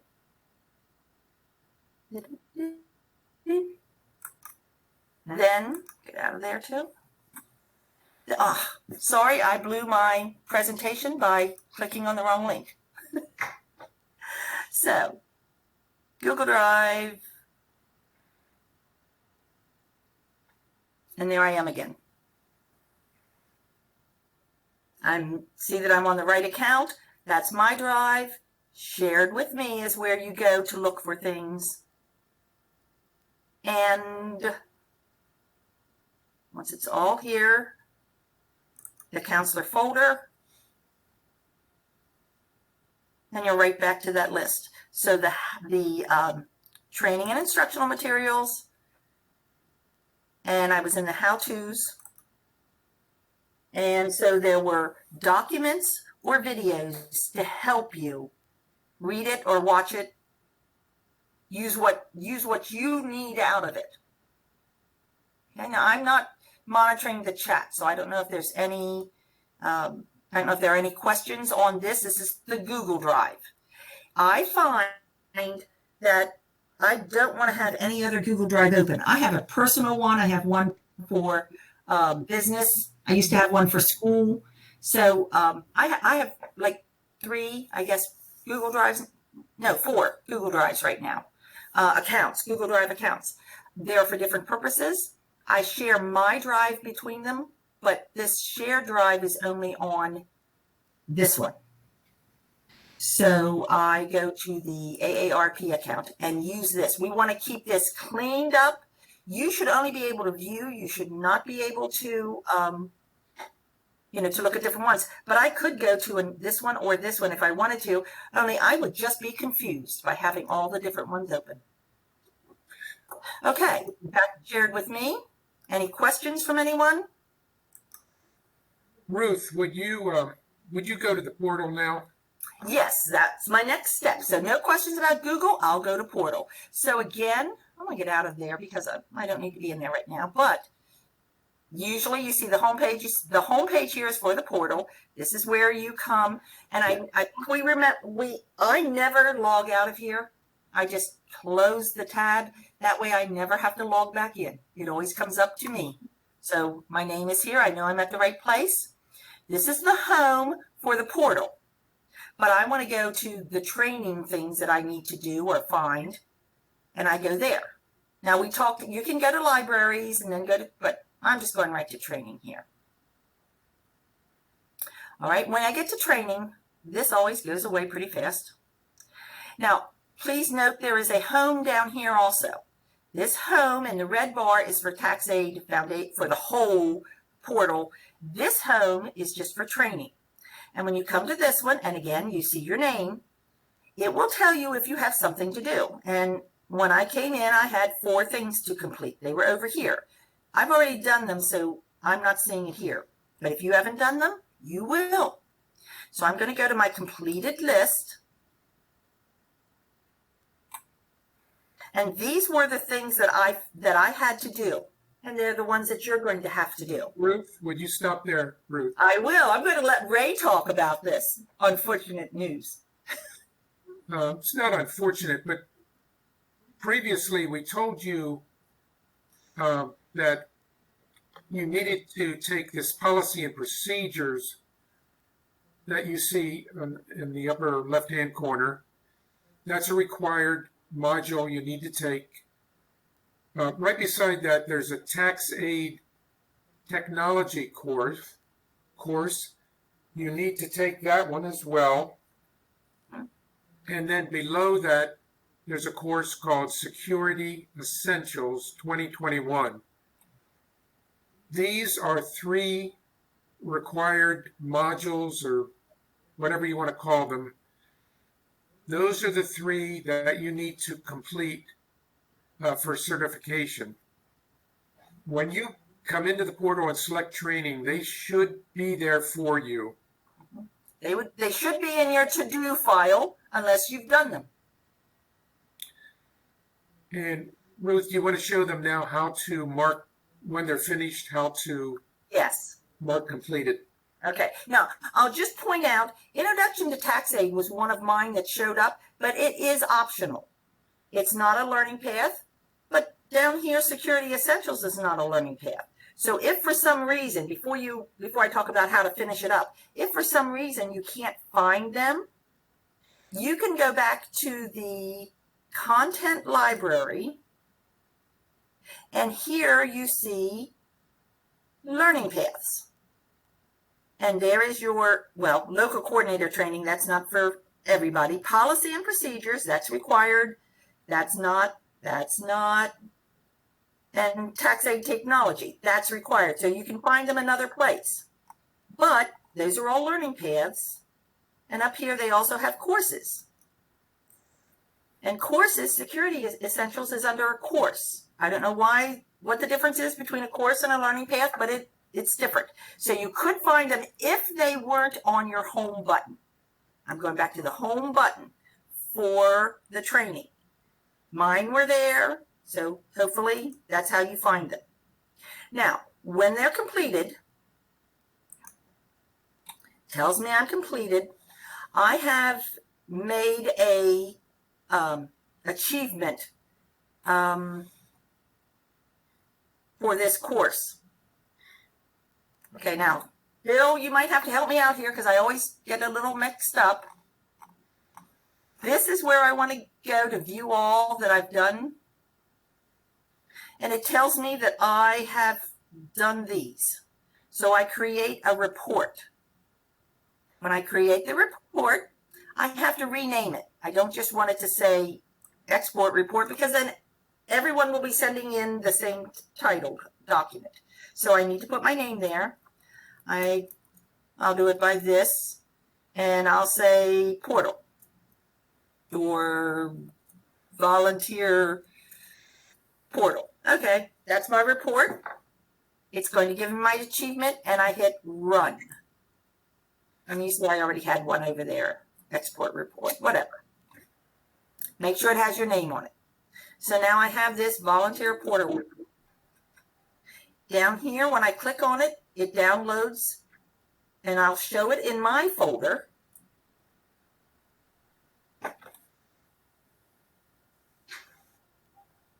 And notice that it's in my drive.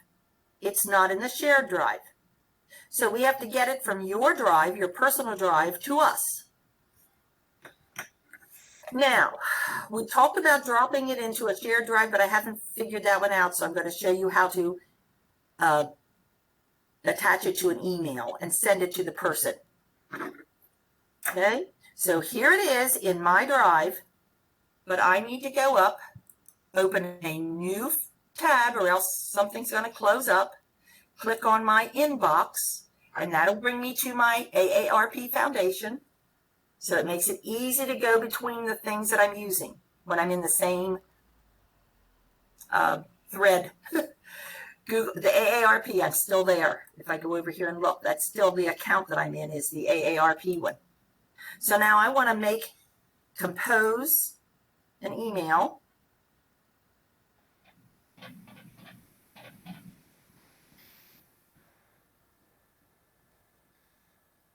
I'm going to send it to someone. See if I can get someone to come up. I don't know why you don't come up. Bill doesn't want anymore. Send it to Judy. That's the only one that worked this morning. Guess I'll send it to Judy. Judy, you can delete it, you know. So Judy comes up. Judy comes up. I put down this is long portal report. I can type a note, but the important thing is not what you type. The important thing is to send it to the right person and to attach the document that you want. That's the paperclip. You're attaching it with the paperclip. When I click on attachments, it goes to my drive. From my drive, I simply look for that report, which is this one. I can double click or I can hit open. It populates down here. You saw that go across pretty quickly. And now I can send it. That's it. If you need to type something, delete when done. Okay, something. Send, and it's gone. Now, if I remember correctly, Bill, you do have a how-to on how to do that.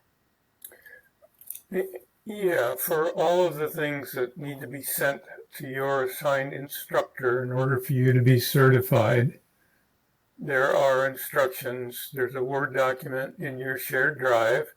There's also a video. Mm-hmm. If you want to print out the Word document, you will have to send yourself an email from your AARP account to your personal account and attach that document from the drive. But all of those things are available to you for when you need them. Okay. And if you've been watching, I just went back to my shared drive by changing my email to the Google Drive. It went back to the right one. This is why I'm really, really stressing. I got really messed up in my own drives, figuring out how to share with one and another. Keep your tax stuff here. You can open it when you need it when you're doing taxes. And that'll really be a help to you. And I've been using Drive for a long time, and I was still getting that mixed up. As soon as I started staying with OneDrive, easy as pie. Ruth, could you go back to the AARP counselor folder again? Absolutely. And then to the, wherever the HSA stuff is, training and instruction. Mm-hmm. Here's HSA. And HSA. So this new document, HSA videos, there's 4 videos available that you can watch. We recommend watching the first 2. If you could open that up, Ruth. So the first 2, pretty much everybody should watch, and the last 2 are only if you're intrepid and experienced and ready for danger. So those are now available to you. All right. Bill, I'm sorry, just excuse me. I'm so happy you did that pretty quickly because you just did that while I was talking.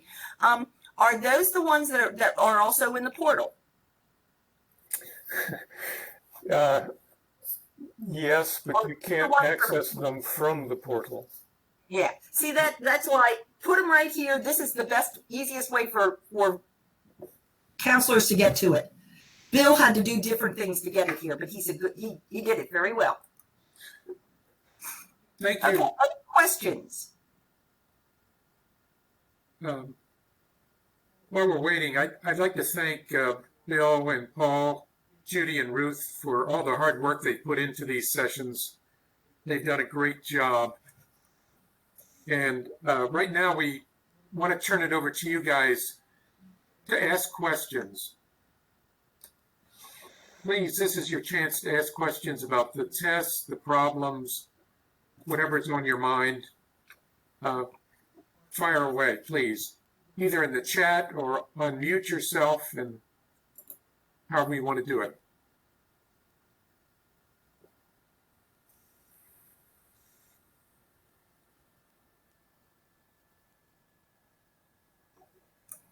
I don't know if it's good or bad if there are no questions. Oh, Fred. Hello, Fred. Yes, I have a question for you.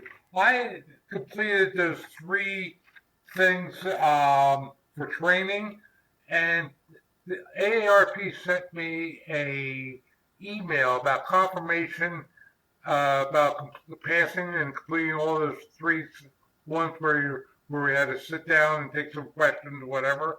What are we supposed to do with those? Okay, so you completed the ones on the portal, Yeah, and then you sent that email came to yourself. it came into my AARP where I get stuff from AARP from, and I got confirmation emails from AARP saying that I successfully passed all the 3, parts. Okay, I don't know who your instructor is. Would that be Paul? Bill. Bill will answer that. Well, yeah, I mean, I wasn't aware that was happening, but if you get emails saying that you completed those required courses, just forward the email to me if you want, or,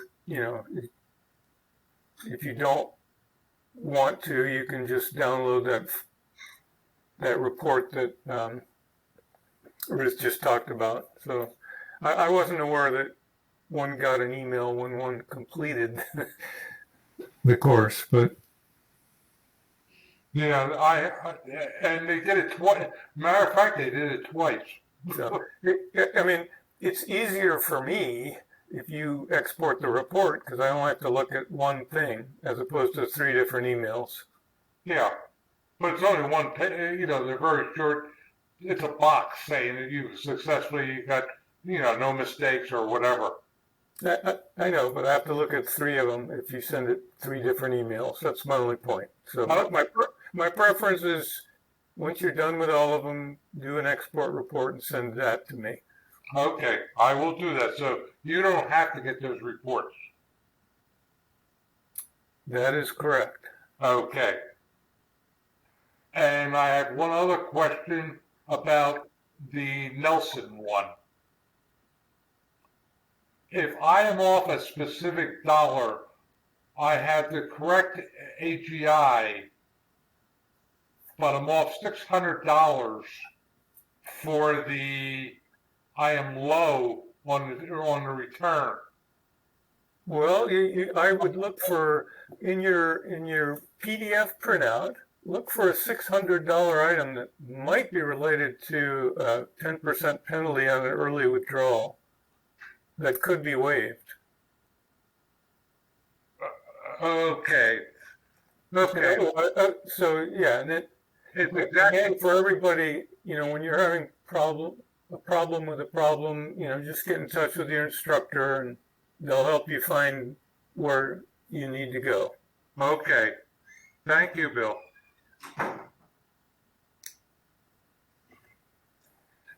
Bill Tenney, I know you don't have a Chromebook that you can access as the rest of us do. Do you have any issues you want to ask about or talk about? Well, I'm using my own Chromebook, and I'm plugging along with that until I can get logged into the one that you guys gave me. Okay. I'm working on my problems and everything like that. I may need some help when I get to transfer everything over, but right now everything seems to be okay. Okay. As soon as we get you certified, you do your items, we'll submit your name and try and get you your sign on as soon as possible. Okay. Thank you. Ray, there's a question about when should I take the test? So, Ray is going to send an email out with a test study guide. And don't take the test until you get that. It'll be very useful for you. It gives you references for each question about where you might go to help you find the answer. But really, you can start taking the test whenever you want. When you feel you're ready to do that, go ahead. For most of you, the standards of conduct and intake interview quality review will be very easy because it's the same as last year. But you know, the advanced test, you know, if you think you're ready, go ahead, but wait till you get that study guide in the email from Ray. Yeah. And also, when you're looking at the advanced test, the first, I forget how many scenarios, is it 5 or 4? You don't have to go on TaxSlayer. And the holdup in taking the test is TaxSlayer is updating and changing. So if you go in and you do something, it might not work now. And then if you go back in, it might have changed. So you would have marked an answer or something. So it's the TaxSlayer that we're asking you to hold off on. But the other questions, go ahead, because those are the first 4 or 5 scenarios. 5, I think. I was only aware that there might be one question that would be different now, and that's the one that Paul referenced earlier. I'm not sure if other answers are affected by TaxSlayer. I don't know, Paul or Ray, have you heard anything else? So far, that's the only one that I've seen that changed. Yeah, so I guess the point is I think you're safe to go ahead and do those problems. If you want to challenge yourself, see how many of them you can answer without using TaxSlayer. Yeah, there's only about 4 or 5 answers that you really need to use the software. Yes, that's actually how I did it. I went through and answered everything I could without TaxSlayer, and I found out even on those last scenarios where it says use TaxSlayer, some of them you still can answer easily. But there is one that you definitely have to use TaxSlayer. At least one. I think that's scenario 7, if I'm not mistaken. Yeah. It's either 7 or 6 or both, I forget.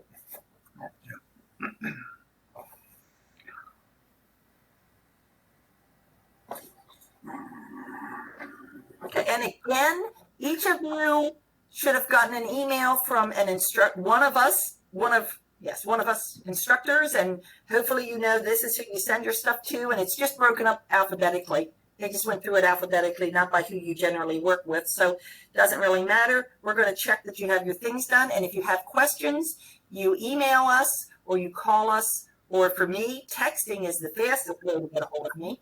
But we'll get back with you and work with you individually, or if a couple people have the same question, same problem or something, we'll do a quick Zoom or something when it's available. So we as instructors, we know that this is a lot, because you're not just doing taxes, you're also doing all this extra stuff with on the computer, and we know that it's been a little hard to get into it. So let us know if you have questions.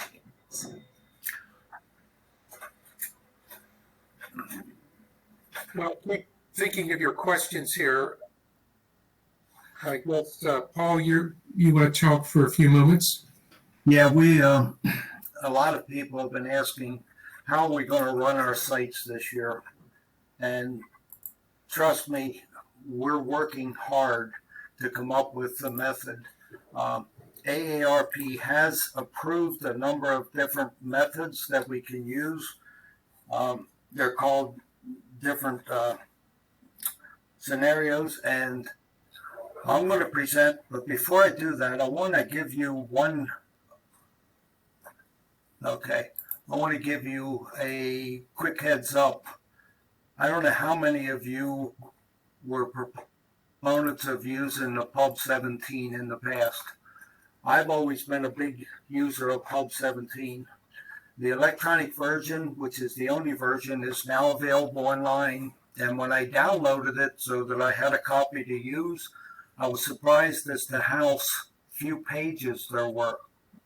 And the reason there are so few pages in it, if you turn to page 2, it lists all the things they removed from Pub 17, and now you have to link to the actual publication that deals with a specific item.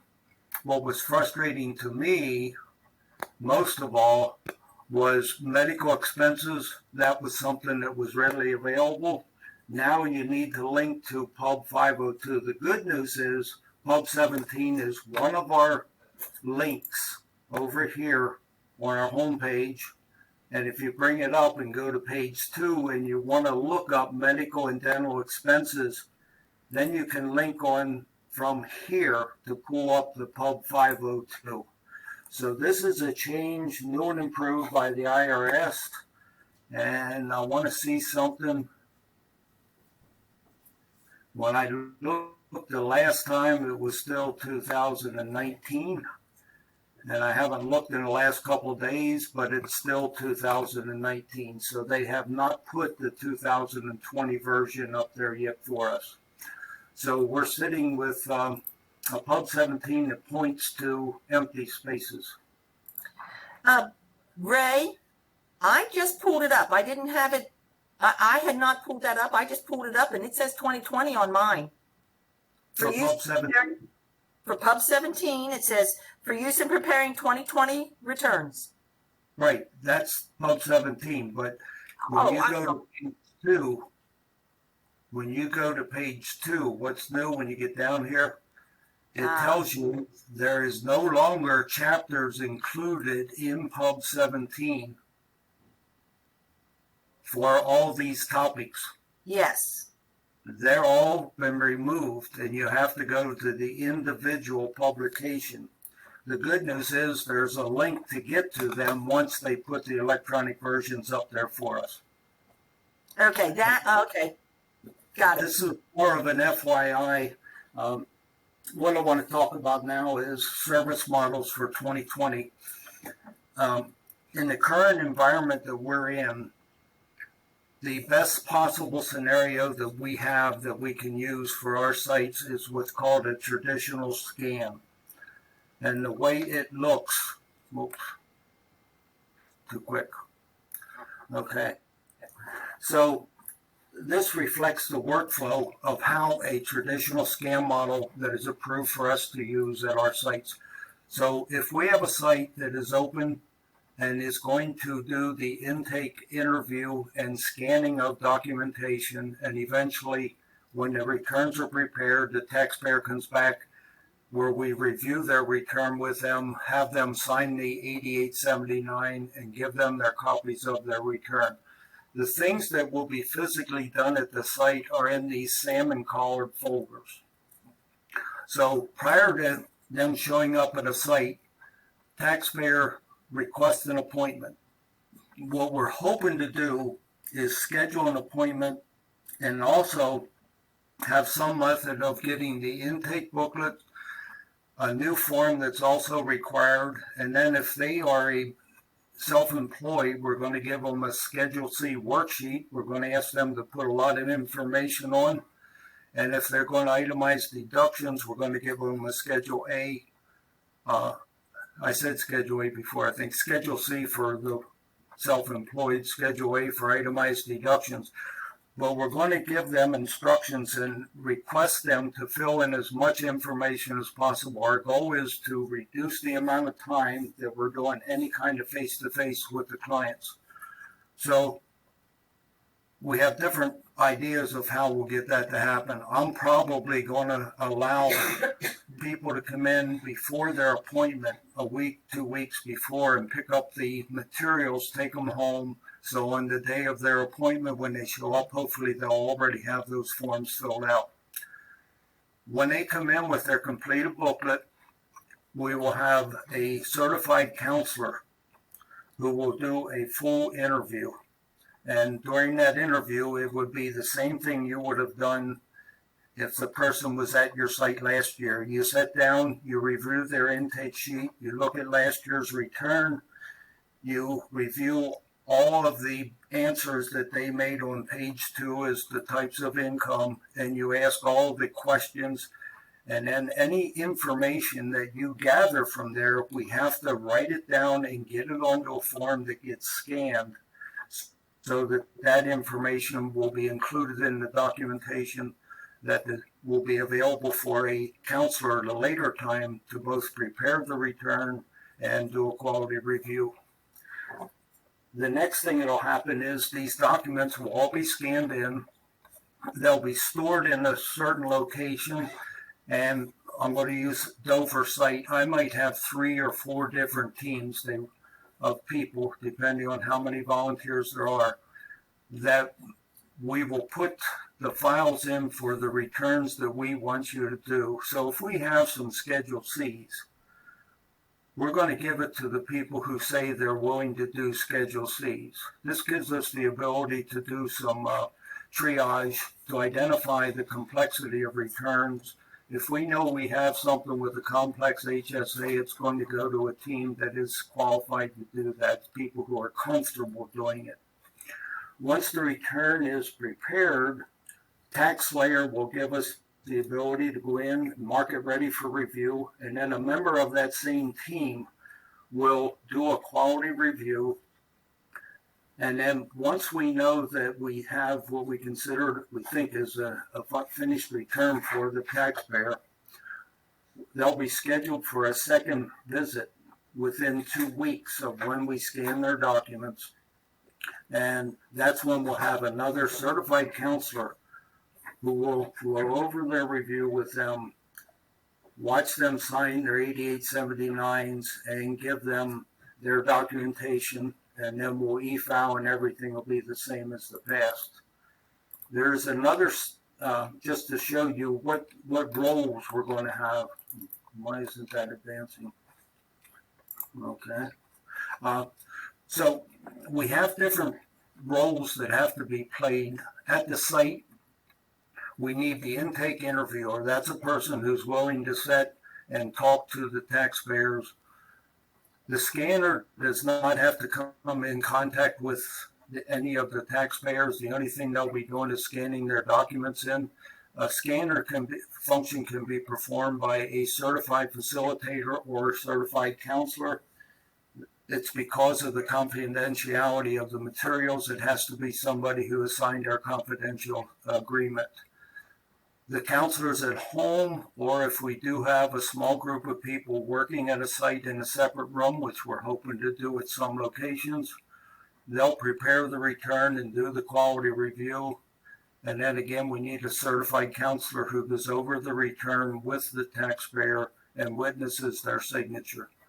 The appointment scheduling may be done by anybody. It doesn't have to be a certified person because you're not dealing with any confidential material.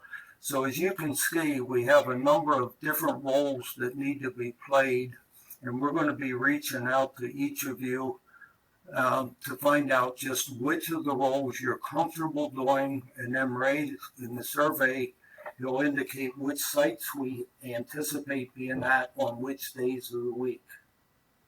So I'm going to stop there and open it up for questions.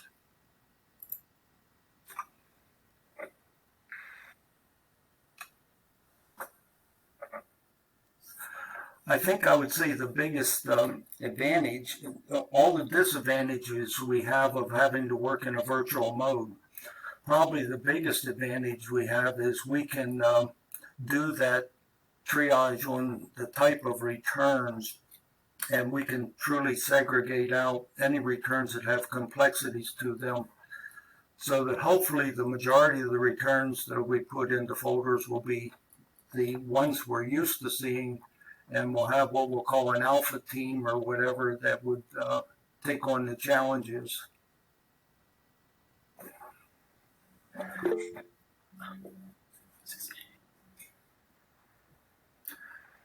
Paul, when you say that we're going to, the person who's going to do the original interview is going to look at last year's return, problem that I have seen in the prior years is that every year it seems there are a few that are missing one of their 1099-Rs. Are we going to actually pull up the prior return in TaxSlayer so that we see what pops up that way? No, the interview process, we hope not to access their prior year returns. One of the things when we schedule appointments with them, we're going to really encourage them to bring their last year's return with them. If they bring last year's return, on the beginning pages, it lists every 1099-R. So we'll be able to see that by looking at last year's return. Okay. Yeah, that's probably our biggest fear. The guidelines we're working under say once we scan the documents in, we must complete the process within 2 weeks. If we don't complete the process, by definition, we're supposed to delete the taxpayer's documents from our files. And we all know that sometimes we have people come in and it takes more than 2 weeks for them to get back to us with what we need. So it may mean that we'll have to hold off even scanning in their documents, might have to have them come back at a later time. There's a lot of details. AARP has a very strict policy that we're adhering to, and we'll have separate trainings for each of those roles. We plan to hold an individual session for each role that I showed there. Paul, this is Bill. Just let me add. So we're trying to minimize two things. One, the amount of time that we spend in person with the taxpayer when they come in the first time. So that places a premium on them understanding exactly what we need from them before they come. And the second thing we want to minimize is the times a preparer has to get in touch with a taxpayer because they find out, well, wait a minute, it doesn't look like everything's here, or I have a question. So that the person who does that intake thing is going to be marking up as much as possible everything they need to, notes, whatever. Because if we get into the having to call taxpayers to clarify stuff, that'll impede our efficiency. Yeah, we're going to put a very huge emphasis on how to do a thorough interview. I know every year we do a role play and talk about how to do an interview, and we've played little games to try and have you interview each other. We're going to be taking a look and try and come up with all the scenarios. We expect to have what we'll call a cover page for each taxpayer with key information for them, and that's where any notes would be written. I related to when you did your workbook problems, there is a page called interview notes for each of the scenarios that we did. The intake interview is going to require us to do a form of that.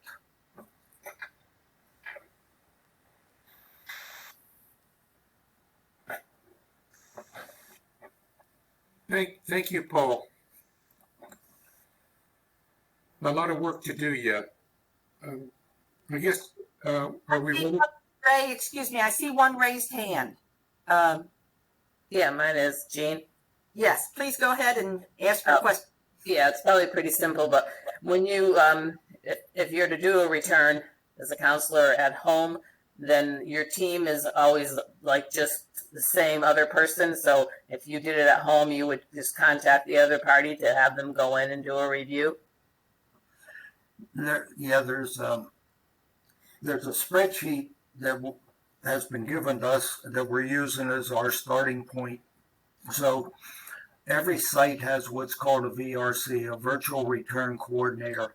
So there's one person responsible for making sure the flow of that taxpayer's documentation and return preparation is handled correctly.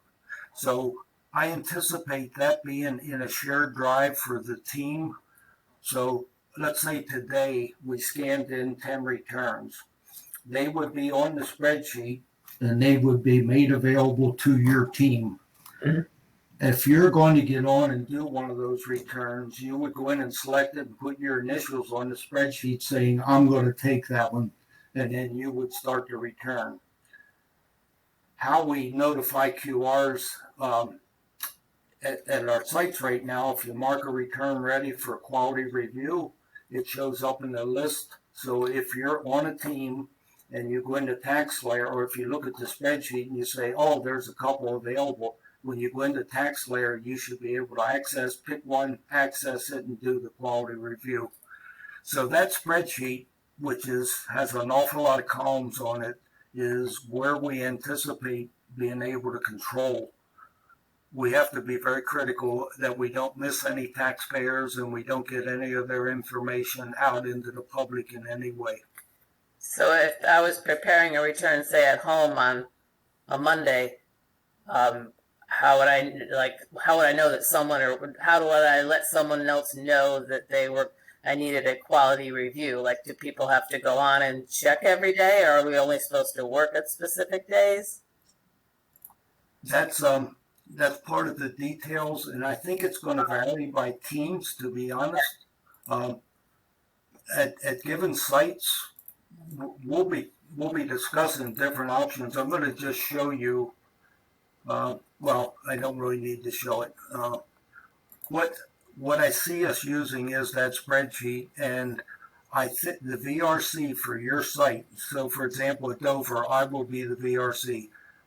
It's my responsibility to get in touch with each team and let them know which returns are available for them to work on. Okay, that makes sense. Thank you. Google Drive is going to be a very critical place for us to go. There will be documents in there associated with this flow that you're going to need to be able to access. And remember, TaxSlayer does have notes and flags that we can set, and we're going to try and use them as much as possible because we, again, have to be sure we electronically file returns on a timely basis. Right. And Paul, this is Bill. Just from a process perspective, we're going to have to take advantage of what TaxSlayer gives us, and we don't usually do this, but once you're done with the return, you'd mark it ready for review. Once the QR is completed, they mark it approved. So we don't usually use those functions in TaxSlayer, but we will be using them this year. Yeah, and that's the method by which everybody in a team will have access to the group of returns. The person who prepares it marks it ready for review. Anybody in that team then will be able to go in and select that return for a quality review. We're not allowed to have what we'll call one big pool of returns for everybody to have access to. They're trying to minimize the number of people who have access to taxpayer data.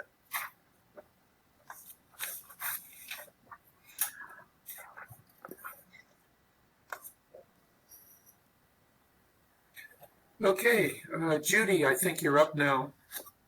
Wrap it up. Thank you. There is one more question to be answered before we leave. Which one? Net premium tax credit? Yeah, the test question asks for the amount of the net premium tax credit. So that is in fact what you want to use. Now, that particular question is the one that Ray referenced, or Paul referenced, that depending on when you took the test, the answer changed.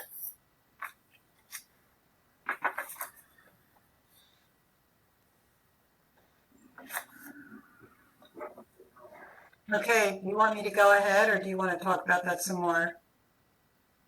No, go Judy. Okay. The instructors, when it comes to the training schedule, have our feet firmly planted in midair, as I pointed out to the folks this morning, because things keep changing. We're doing the best that we can, but as of right now, what you see on the screen hopefully is pretty much correct, except that we realize that we need to make the clinic and update sessions at least 2.5 hours. So I just noticed I didn't do that. So the required trainings for everybody are Tuesday the 19th and Wednesday the 20th. And there will be 2 sessions, and you come either morning or afternoon on each day. And that is to go over the state of Pennsylvania software and also using the scanned documents with the software. So we're planning on those 2 days to address that pretty heavily. For next Tuesday, the 12th, the afternoon session is strongly recommended for everyone, and that will be the counselor clinic where you ask your questions and also updates. Hopefully by next week we'll know a little bit more about how we're actually going to be working at our sites. But if not, you'll get a later date. And then January 12th, this is the first item that's listed, Master Counselor Training on Specialized Messy Topics. There are some of you who say, my brain is full, I do not need anything else, and you are excused from attending this because it's not going to affect many people. Your site coordinators should be prepared to handle this messy stuff, and those people that don't have a life otherwise and like to do research and so on, they're the ones that can handle these few messy problems that we get. And then the 26th, this will be required if you have one of those special assignments. Paul talked about the intake counselors, they do the initial interview. That's going to take some specialized training and practice, and it has to be done by the people who are willing to meet in person with the clients.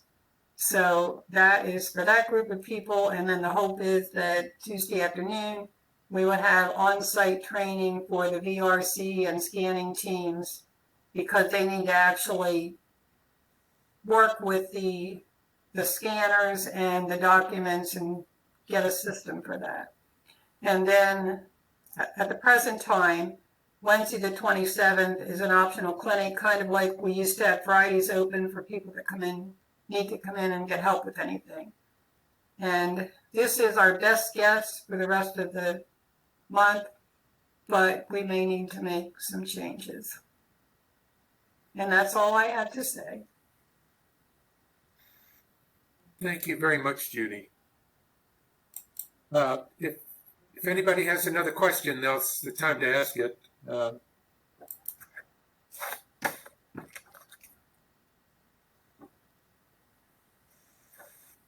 If not, we'll adjourn till next Tuesday.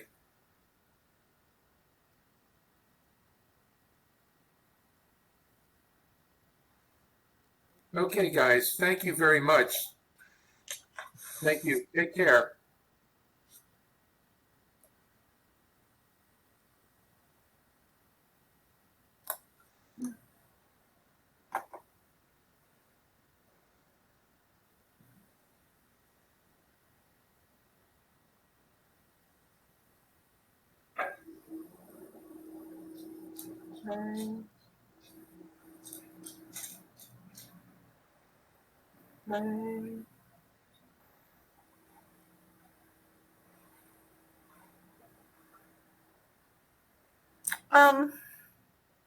Paul, Ray. So you're still there, and Judy. Friday we're meeting for coordinators, LCs, correct? And at that time, do you want me to put a folder in there that you guys can drop things into for coordinators and that we have that available? I don't know if we're at that point yet, or are we just talking first and getting things later? Anybody have an idea? I'm not opposed to starting to accumulate. Okay, so I think I know who the coordinators are, but I might not. Can I see that on the volunteer list or not? I'm not sure. Does it tell me? Where can I see coordinator list? So I make sure I get everybody and to share it. Because if I share the folder